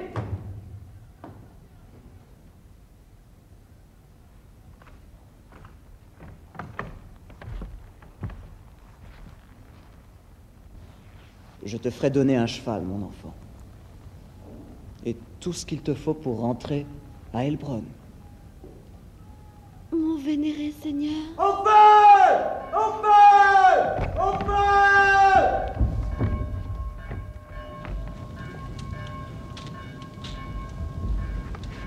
Ma Cunégonde! Le portrait que vous m'avez donné, Frédéric. Le beau portrait de vous glissé dans un étui. Il est resté là-bas dans le feu, sauvez-le. Mais laissez-le, ne m'avez-vous pas, moi? Le portrait dans l'étui. Le vôtre, Frédéric. Vite, envoyez quelqu'un. Où puis-je le trouver? Dans mon pupitre. Tout trésor. Voici la clé. Catherine! Va vite. Écoute, mon enfant! Pourquoi l'empêchez-vous d'aller? Madame, je pourrais vous donner 10 portraits à sa place. Il me faut celui-ci. Et nul autre. Pourquoi? Il n'est pas pour l'instant lieu de vous l'expliquer. Va, jeune fille, va. Rapporte-moi l'étui et tu auras un beau diamant pour récompense. Avec l'aide de Dieu, je le rapporterai. Catherine, attends-moi! Madame, je vous prie. Quel intérêt soudain vous prend pour cet enfant? C'est elle qui ce soir, madame, vous sauva. Mais alors? Serait-elle fille d'empereur? Et puis que croyez-vous? En dépit de la flamme, le château comme un roc tient sur ses fondements. Elle ne risque pas sa vie en y allant. La fumée est le seul danger qu'elle est à craindre. Approchez! La fumée! Je ne peux pas parler! La clé que vous m'avez donnée n'est pas la bonne! Mademoiselle, n'auriez-vous pu faire attention? Descends, que feras-tu sans clé? Laissez-la un instant. La clé, ma douce enfant, est accrochée, j'y pense, au clou du miroir, sur la table à toilette. Au clou du miroir! Sur la table à toilette. Je ne peux pas la voir! La fumée cache tout! À droite, près du mur. Cherche, je te dis. Elle court à la mort, qu'a-t-elle à obéir? Peste soit 1000 fois de sa servilité! Attendez un instant, je la vois revenir.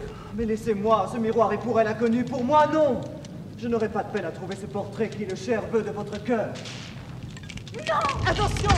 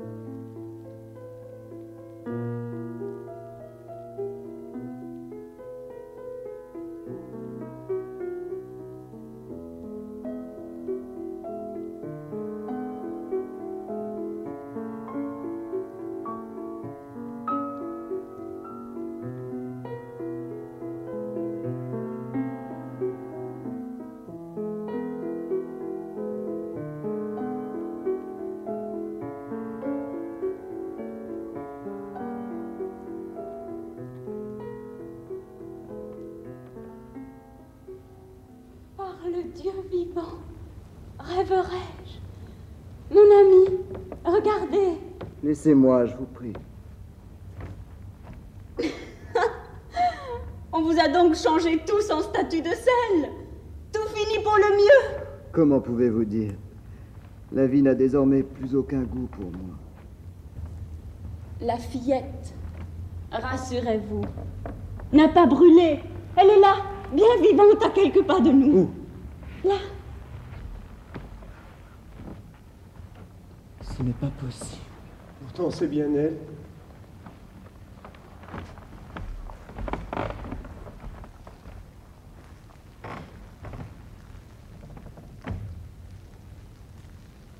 Faut-il que Dieu sur toi veille avec tous ses anges? Comment es-tu sorti? Je ne sais, monseigneur. C'était là le château et tu étais dedans. Que s'est-il donc passé alors qu'il s'effondrait? Je ne sais, monseigneur, ce qui m'est arrivé. Et tu as le portrait par-dessus le marché? Comment? C'est tout? C'est ce que vous Dis-moi. cherchiez. C'est tout ce que tu as, stupide créature. Je t'avais dit pourtant que je voulais l'étui. L'étui? Pourquoi, grand Dieu? L'étui, précisément. Vous y aviez pour moi fait graver votre nom. Il est chose au monde avouée plus précieuse.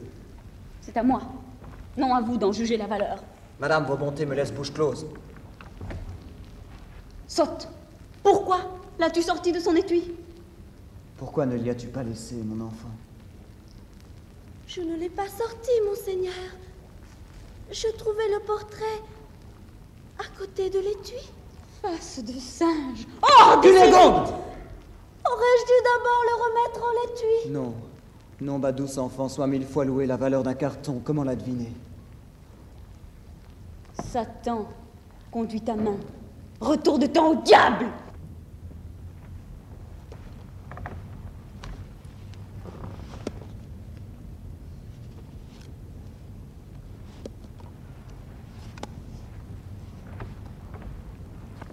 Rassure-toi, ma fille.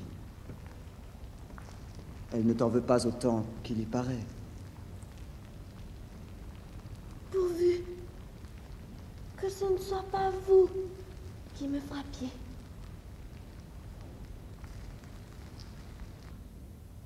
La voilà revenue. Elle nous suit partout. Pourtant, quand nous avons quitté hier matin Turnec incendié, en compagnie de mademoiselle Cunégonde, pour nous installer ici au château de Stral, le comte lui a procuré un cheval qui devait la ramener à Heilbronn. Elle ne l'a pas pris. Elle a voulu fouiller les décombres après l'incendie. Et elle a trouvé ceci.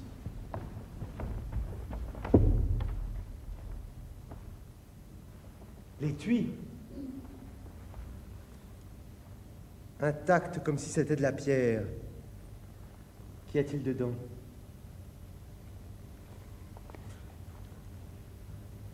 Acte de donation de la terre de Stauffen par le comte de Stral.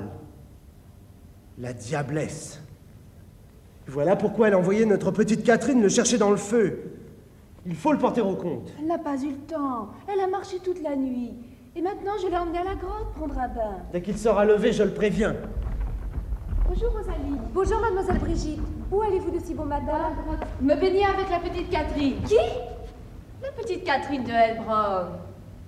Elle nous est arrivée à l'aube, ayant fait toute la route à pied depuis Turnec. Mais mademoiselle Cunégonde y est déjà. Et vous n'y avez pas trouvé Catherine? Non, bien sûr, personne. Catherine y est, aussi vrai que je vous parle. Impossible. Mais si, vous ne l'avez pas vue dans l'obscurité. Ciel, Catherine, t'es-tu baignée? regardez comme elle est fraîche. Regardez, comme elle est belle. Aussi blanche que le cygne se pavanant sur l'eau limpide. Vite, partons d'ici. Qu'as-tu, mon enfant? À vous, tu te cachais là dans l'obscurité. Brigitte, allons-nous-en vite, je te supplie. Rosalie, viens-tu donc? J'arrive tout de suite.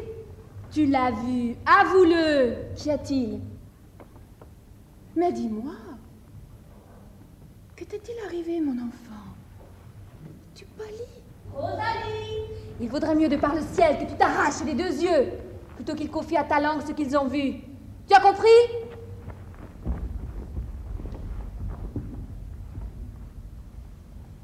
Que t'est-il arrivé? Pourquoi te gronde-t-on? Et pourquoi de tous tes membres trembles-tu? La mort te serait-elle apparue, avec sa faux et son sablier, que tu n'en paraîtrais pas plus épouvanté? Je vais te dire. Mais Oui, parle. Je t'écoute. promets-moi que jamais tu ne répéteras. Non, à nul être au monde. Aie toute confiance. Je m'étais installée dans un coin de la grotte, à l'abri d'un pilier qui me cachait le reste. Et l'eau fraîche déjà revigorait mon corps. Lorsque j'entends quelqu'un s'ébattre un peu plus loin, croyant que c'était toi, je m'approche sans crainte, et je vois. Tu vois quoi? Pourquoi t'arrêtes-tu? Tu dois aller trouver le comte sur le champ et lui rapporter tout ce que je t'aurais dit. Mais tu m'auras dit quoi? Au moins si je savais. Mais ne lui dis jamais que cela vient de moi. Et puis ne lui dis rien. Il l'apprendra tout seul. Ce ne peut être à moi de lui ouvrir les yeux. Dieu, le laisseras-tu encore longtemps aveugle? Je ne te comprends pas. Tu parles par énigme. Partons d'ici. Tu vas prendre froid, Catherine. Va rejoindre ta cachette sous les remparts. Je t'y apporterai un grand bol de lait frais.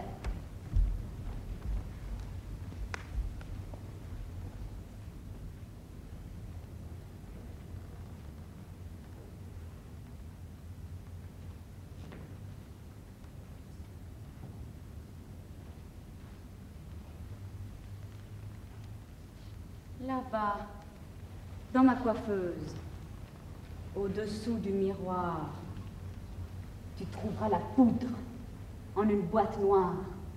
Verse-la dans son vin, dans l'eau bien le lait, et dis, tiens, mon enfant, bois, mon petit poulet, et s'il le faut, tiens-la même entre tes genoux.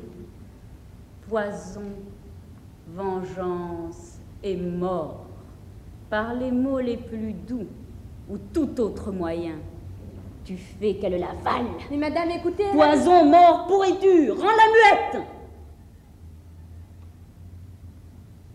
Et toi non plus, ne parle pas.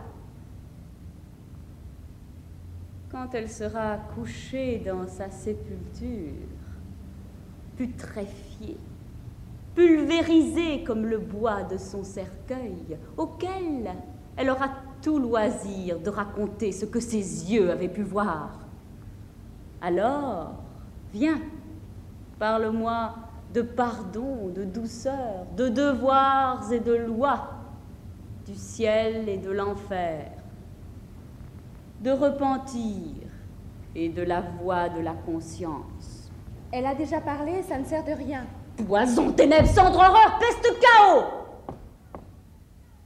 Cette poudre suffirait pour anéantir l'ensemble du château, y compris chiens et chats. Elle veut me ravir le cœur de Frédéric. À sa face de singe, il n'est pas insensible. Elle disparaîtra. Plus tôt sera le mieux. Le monde n'est pas assez vaste pour nous deux.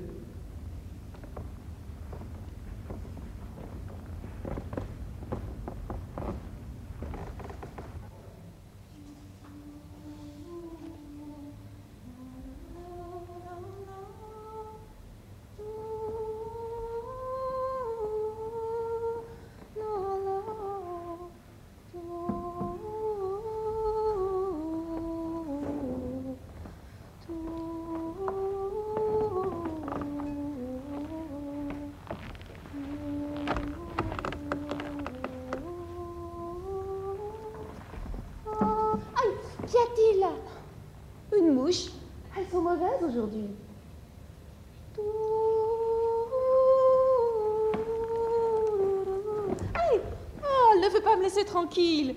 Le temps doit être à leur âge. Je la vois. Où? Ici. Non. Là. Elle est sur votre dos. Tournez-vous. Surtout, ne bougez pas. Ah! Vous avez la main rude.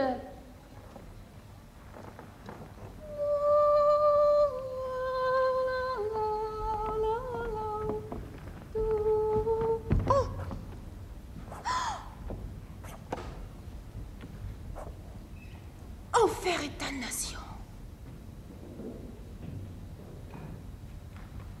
Qu'y a-t-il? L'œuvre de la sorcière qui veut empoisonner notre petite Catherine. Quelle sorcière? Rosalie! Ou plutôt, sa maîtresse.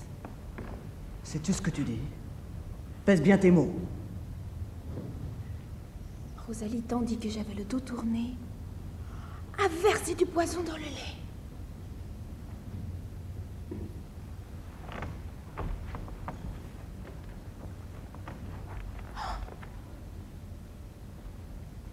Où as-tu pris ce lait? Oh, le lait n'est pas en cause, il venait d'être trait. Je vous dis. Elle a versé du poison derrière mon dos. Pourquoi, grand Dieu, mademoiselle de Turnec voudrait-elle empoisonner Catherine?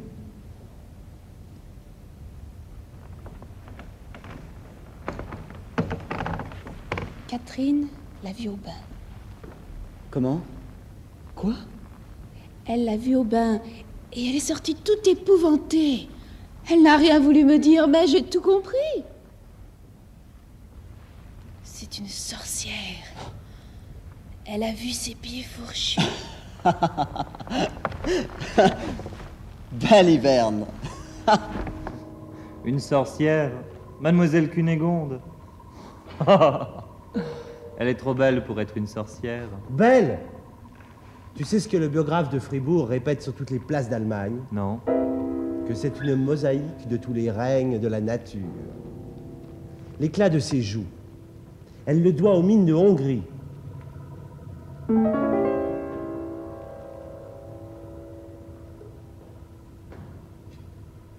Ses cheveux viennent de France.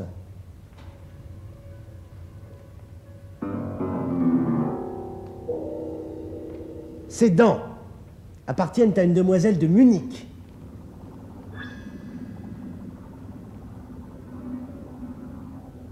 Et cette taille que l'on admire, elle est l'œuvre du corset qu'on lui a forgé dans le plus pur acier suédois.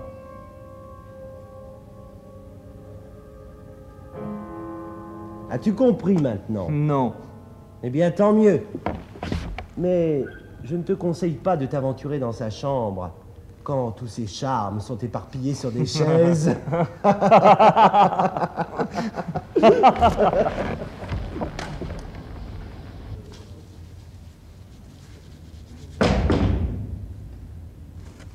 Mais qui entre? Rosalie, va voir si la porte est vraiment verrouillée. Mon Dieu! Monsieur le comte!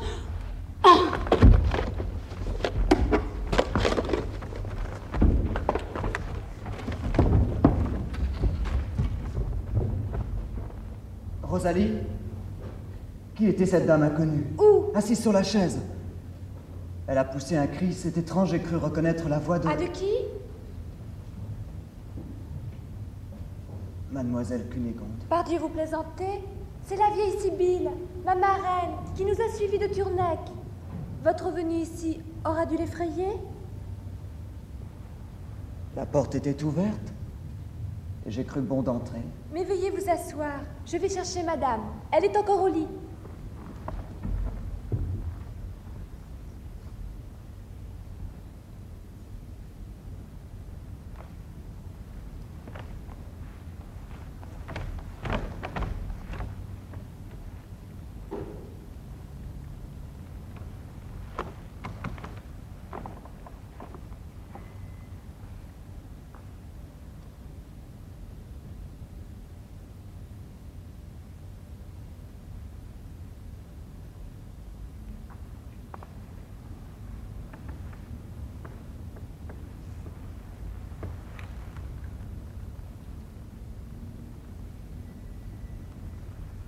Dieu Tout-Puissant. Par mon âme, est-ce une âme qui a pu à ce point se laisser abuser? Quand un orage tonnera dans la campagne, je prendrai mon cheval et mon casque d'acier, et j'offrirai au cou de la foudre de tête à ces sottes pour avoir vu beauté parfaite dans le produit le plus achevé de la laideur.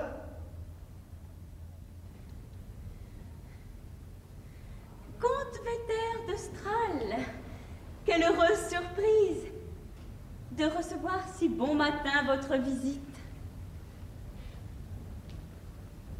Madame, excusez-moi. Je voulais m'informer si quelque chose ici laissait à désirer. Mais rien, comte. Je loue votre hospitalité. Tout est parfait. Sinon, que je suis impatiente de voir luire le jour béni de notre alliance. Cette impatience en moi n'est certes pas moins vive. Mais je ne savais pas qu'elle pût effrayer. Pardonnez, comte, à la victime effarouchée d'un affreux attentat qui m'a rendue craintive. Puis j'espérais que vous ne me teniez rigueur d'un sursaut bien explicable de ma pudeur. Non. Je suis le plus heureux des hommes. Sinon que je venais par la même occasion comme le messager d'une triste nouvelle et qui vous peinera autant qu'elle me peine. La mort inattendue, subite, sans raison de la petite Catherine de Helbronn. Celle qui a sauvé du feu votre portrait. Pourquoi la laissait-on dormir sans couverture, exposée à la pluie, au vent, à la froidure? Que le lot de chacun sur la terre est injuste. N'accusez ni le ciel, madame, ni moi-même.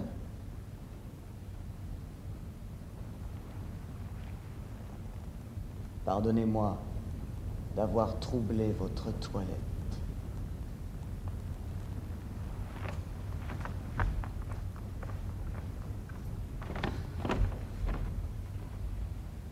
Damnation.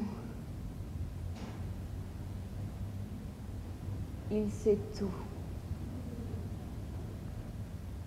Préparons-nous à fuir.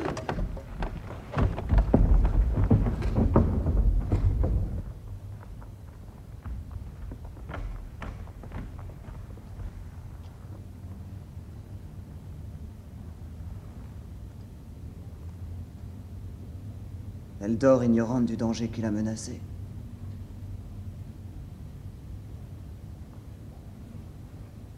Quand je la vois dormir avec ses joues roses et ses mains croisées sur sa poitrine, toute la sensibilité de la femme déferle en moi comme une vague et fait couler mes larmes. Je veux mourir si elle ne m'a pas pardonné de l'avoir menacée du fouet. Que dis-je, elle a dû s'endormir en priant pour moi. Catherine, dors-tu? Non, mon très haut Seigneur. Et cependant, tu as les paupières baissées. Mes paupières? Que parles-tu de mes paupières? Tu ne vas pas prétendre avoir les yeux ouverts. Aussi grand que je le peux, mon très haut Seigneur. Et je te vois très bien là-bas sur ton cheval. Le rouge? Non, le blanc. Et où te trouves-tu? Sur une très belle et verte prairie, émaillée de fleurs aux mille couleurs. Oui, de myosotis et de camomille. Et regarde là, plein de violettes. Je vais descendre de mon cheval, Catherine, et m'asseoir dans l'herbe à côté de toi. Le puis-je? Mon très haut Seigneur, fais comme tu veux. Gottschalk, viens tenir mon cheval. Hé, Gottschalk, où es-tu? Laisse-le donc tout seul, il ne s'en ira pas. Tu penses? Eh bien, je viens.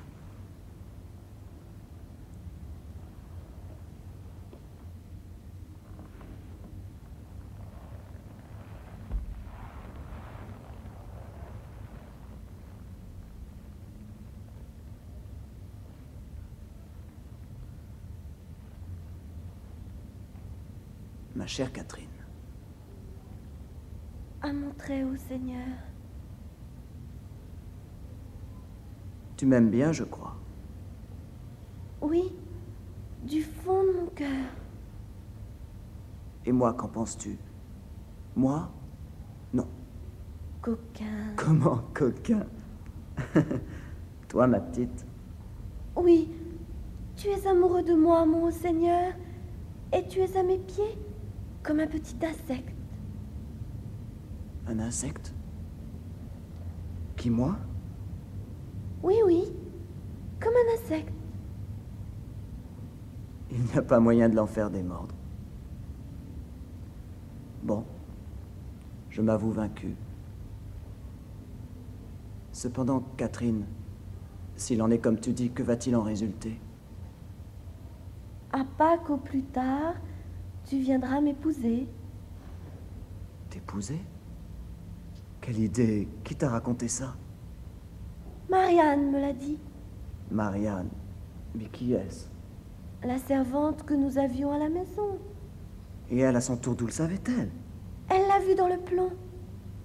Que pour moi, en grand secret, elle a fait fondre la nuit de la Saint-Sylvestre. Que racontes-tu là? Elle t'aurait prédit?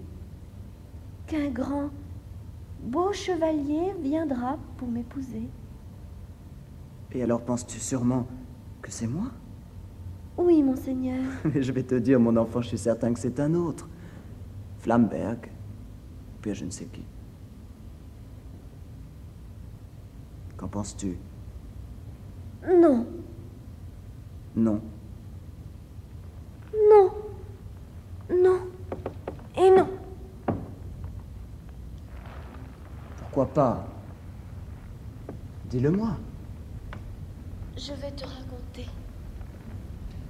Lorsque j'allais au lit, le plomb étant versé, la nuit du Nouvel An, je priais Dieu très fort. Si c'était vrai ce que m'avait dit Marianne, qu'il voulut me montrer le chevalier en songe. C'est alors que tu m'es apparu.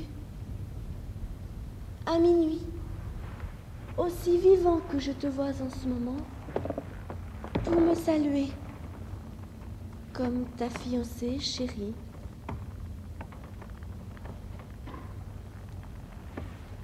Peut-être l'ai-je fait. Mais c'était dans ton rêve. Et quand, dis-tu? Dans la nuit de la Saint-Sylvestre, ça fera 2 années au prochain Nouvel An. Étrange par le ciel la nuit du Nouvel An. Donne-moi encore d'autres détails, Catherine. Étais-je alors tout seul? Non, mon très haut Seigneur. Et qui m'accompagnait? Ah, tu ne le sais plus. Un chérubin très haut Seigneur était près de toi, avec des ailes blanches comme la neige sur ses épaules, et une lumière qui étincelait de tous côtés. Il t'a pris par la main pour te mener à moi. Par mon salut, tu as raison. Oui, mon Seigneur. Ta tête reposait sur un oreiller blanc, et la laine de ta couverture était rouge. Mais oui, c'est bien cela. Tu crias « Marianne !» Je criais « Marianne !» Et tu me regardais en faisant de grands yeux. Oui, puisque je croyais que ce n'était qu'un rêve. Puis, tremblant de tous tes membres, tu es descendu du lit et t'es écroulé à mes pieds. Murmurant, très vénéré Seigneur.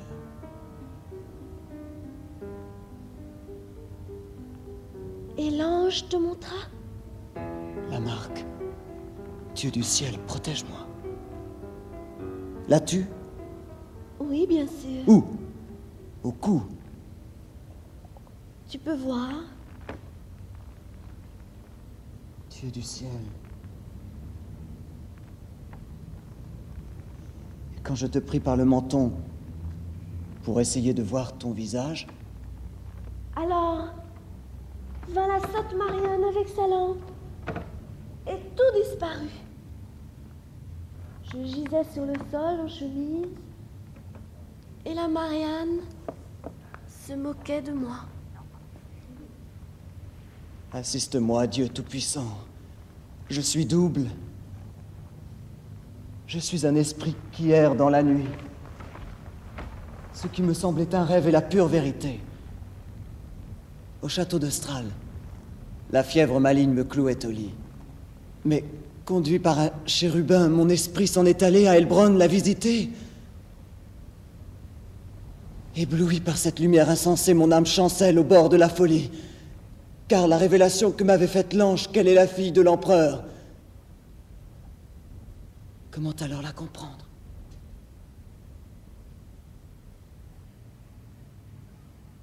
Comte Véter de Stral, tu as, voici 3 mois, lors d'un voyage qui te menait par Elbron, frappé comme la foudre en le cœur d'une folle. Elle s'est échappée de chez elle, et au lieu de la rendre à son vieux père, tu l'as gardée en ton propre château, au-dessus de tout le monde. Puis, pour diminuer l'odieux de ton forfait, tu sèmes des rumeurs impies et ridicules. Un chérubin, la nuit, te serait apparu. Il t'aurait assuré que la dite donzelle est la fille de mon propre sang impérial. Cet hommage de mauvais goût que tu me rends, je le méprise. Et tu peux, en l'honneur de moi, lui poser même la couronne sur la tête.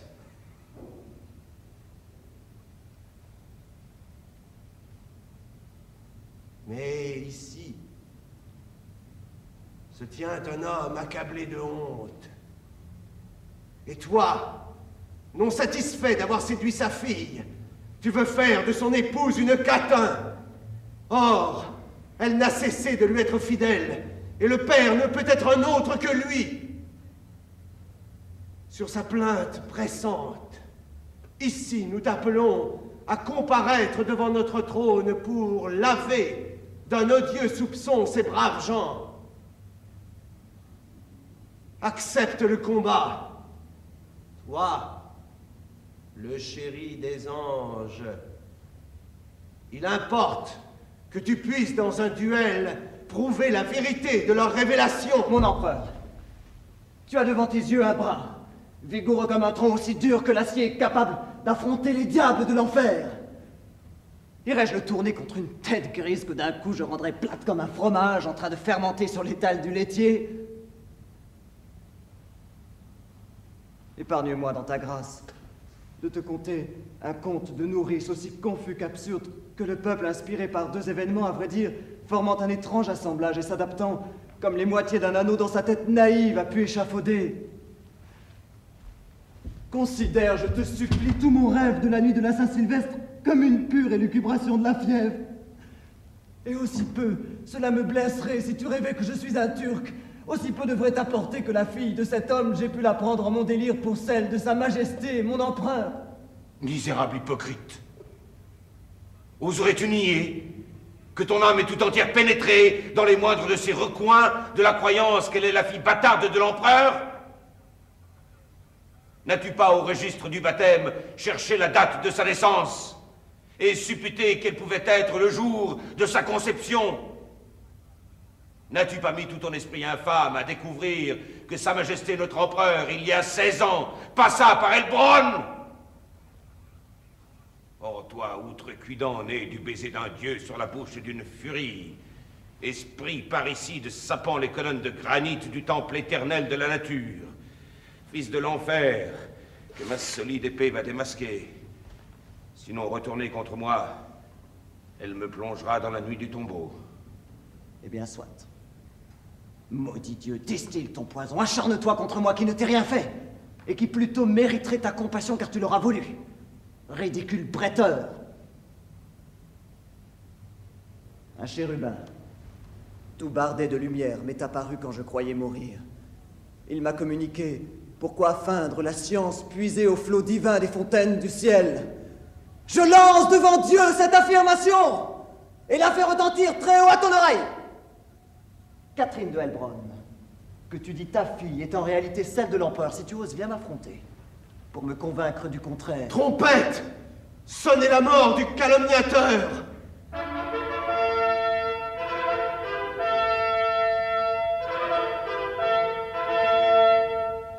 Quand bien même mon épée serait semblable à un jonc collé à la poignée par un peu de cire molle, je te fendrais de la tête aux pieds comme un champignon vénéneux dans l'herbe pour prouver au monde scélérat que tu mens. Et mon casque et mon front seraient-ils transparents? Mince, fragile comme une plaque de glace, ton sabre néanmoins volerait en éclats, lançant de tous côtés des étincelles comme s'il avait rencontré un diamant, pour prouver au monde que j'ai dit la vérité. Remets ton casque. Frappe. Ton casque, te dis-je! Le seul éclat de mon regard te paralyse.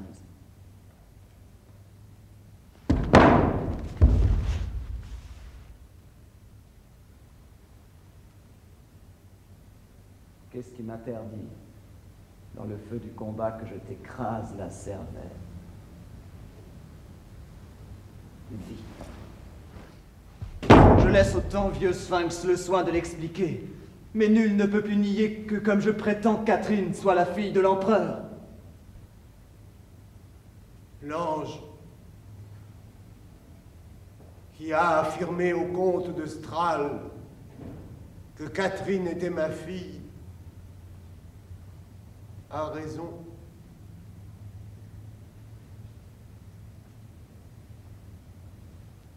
Elle a actuellement 15 ans. Et il y a 16 ans, moins 3 mois très exactement, je présidais, en l'honneur de ma sœur, la comtesse Palatine, un grand tournoi à Helbron.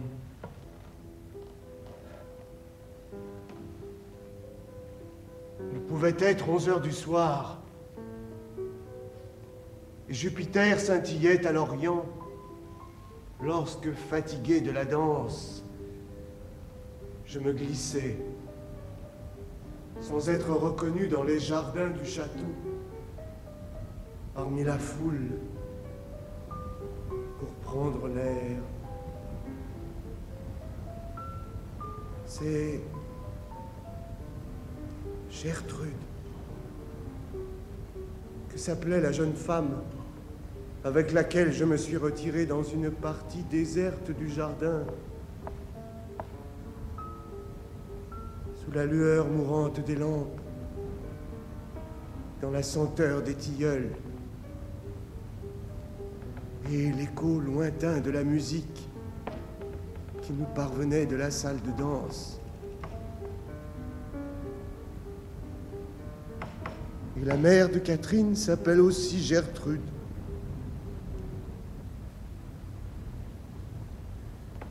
Celle qui a pour ami un chérubin peut rendre un empereur fier d'être son père.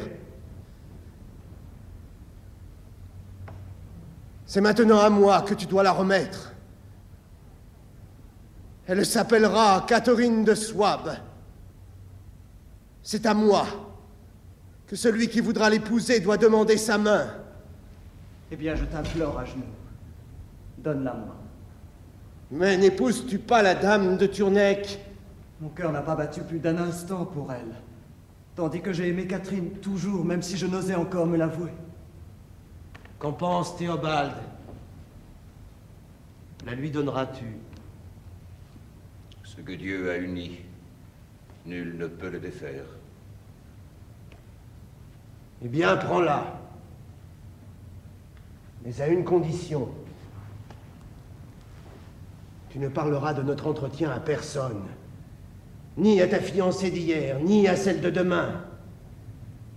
Prépare ton mariage pour la date prévue. Je veux, à cette occasion, humilier publiquement la dame de Turnec. qui trouble la paix de mon empire.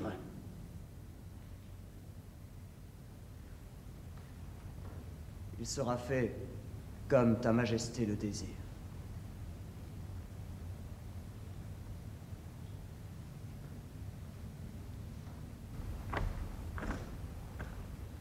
Catherine,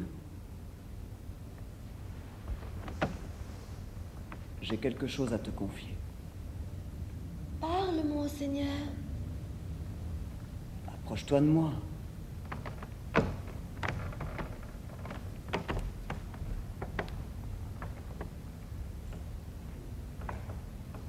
D'abord, mon doux enfant, je dois te dire que de toutes les fibres de mon être, je t'ai voué un amour indicible. Le cerf, accablé par la chaleur du midi, dévaste la forêt de sa haute ramure. Il n'aspire pas aussi ardemment à plonger dans l'eau fraîche du ruisseau que moi à me baigner maintenant que tu es mienne, dans toutes les voluptés que ton jeune être distille. Jésus, je ne comprends rien à ce que tu dis. Pardonne-moi si mes paroles t'ont parfois blessé, si mes gestes violents t'ont parfois fait mal. Quand je pense combien méchamment j'ai cherché à t'éloigner de moi et que je te vois si pleine de grâce et de bonté, la tristesse vient en moi, Catherine, et je ne peux retenir mes larmes. Ciel, qu'as-tu? Qu'est-ce qui te trouble? Que m'as-tu fait? Je ne vois pas. Oh, jeune fille, quand le soleil reluira, je poserai ton pied dans l'or et dans la soie, lui qui s'est tant blessé en courant sur mes traces. Un ample baldaquin couvrira cette tête qu'avait tant accablé la chaleur du chemin. L'Arabie m'enverra son plus noble coursier, harnaché d'or, pour qu'il porte ma douce enfant lorsque le son du corps m'appelle à la bataille. Et là, où la mésange avait construit son nid, la gazouillante, dans le bosquet de sureau, je ferai édifier un pavillon d'été, avec de hauts lambris et de vastes parquets pour qu'il abrite tout le temps ma Catherine. Mon Frédéric, mon adoré, que dois-je penser de cela? Rien. Rien. Rien, je ne veux rien dire. Je ne dois rien dire jusqu'à demain.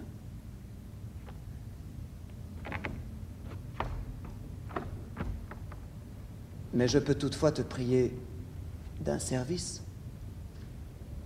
Un service? Lequel? Catherine, tu sais, demain je me marie.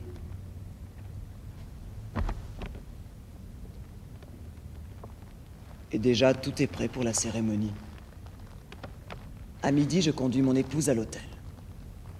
Et j'ai imaginé certains jeux dans lesquels je voudrais que tu sois costumée en déesse. Il te faudra quitter tes habits de pauvresse pour revêtir une belle robe de fête, toute blanche, et qui pour toi est déjà prête. Veux-tu faire cela? Cela? Oui, mon Seigneur. Mais pourquoi pleures-tu? Catherine, tu pleures? Ah, ce n'est rien. Quelque chose qui m'est entré dans l'œil. Catherine, je crois que tu as mal compris. Je voudrais que demain ce soit toi la plus belle. Que tu surpasses même en beauté Cunégonde. Cunégonde? Comment? Tu ne la crois pas belle? Non, mon très haut Seigneur. Alors, nous n'avons plus de secret l'un pour l'autre.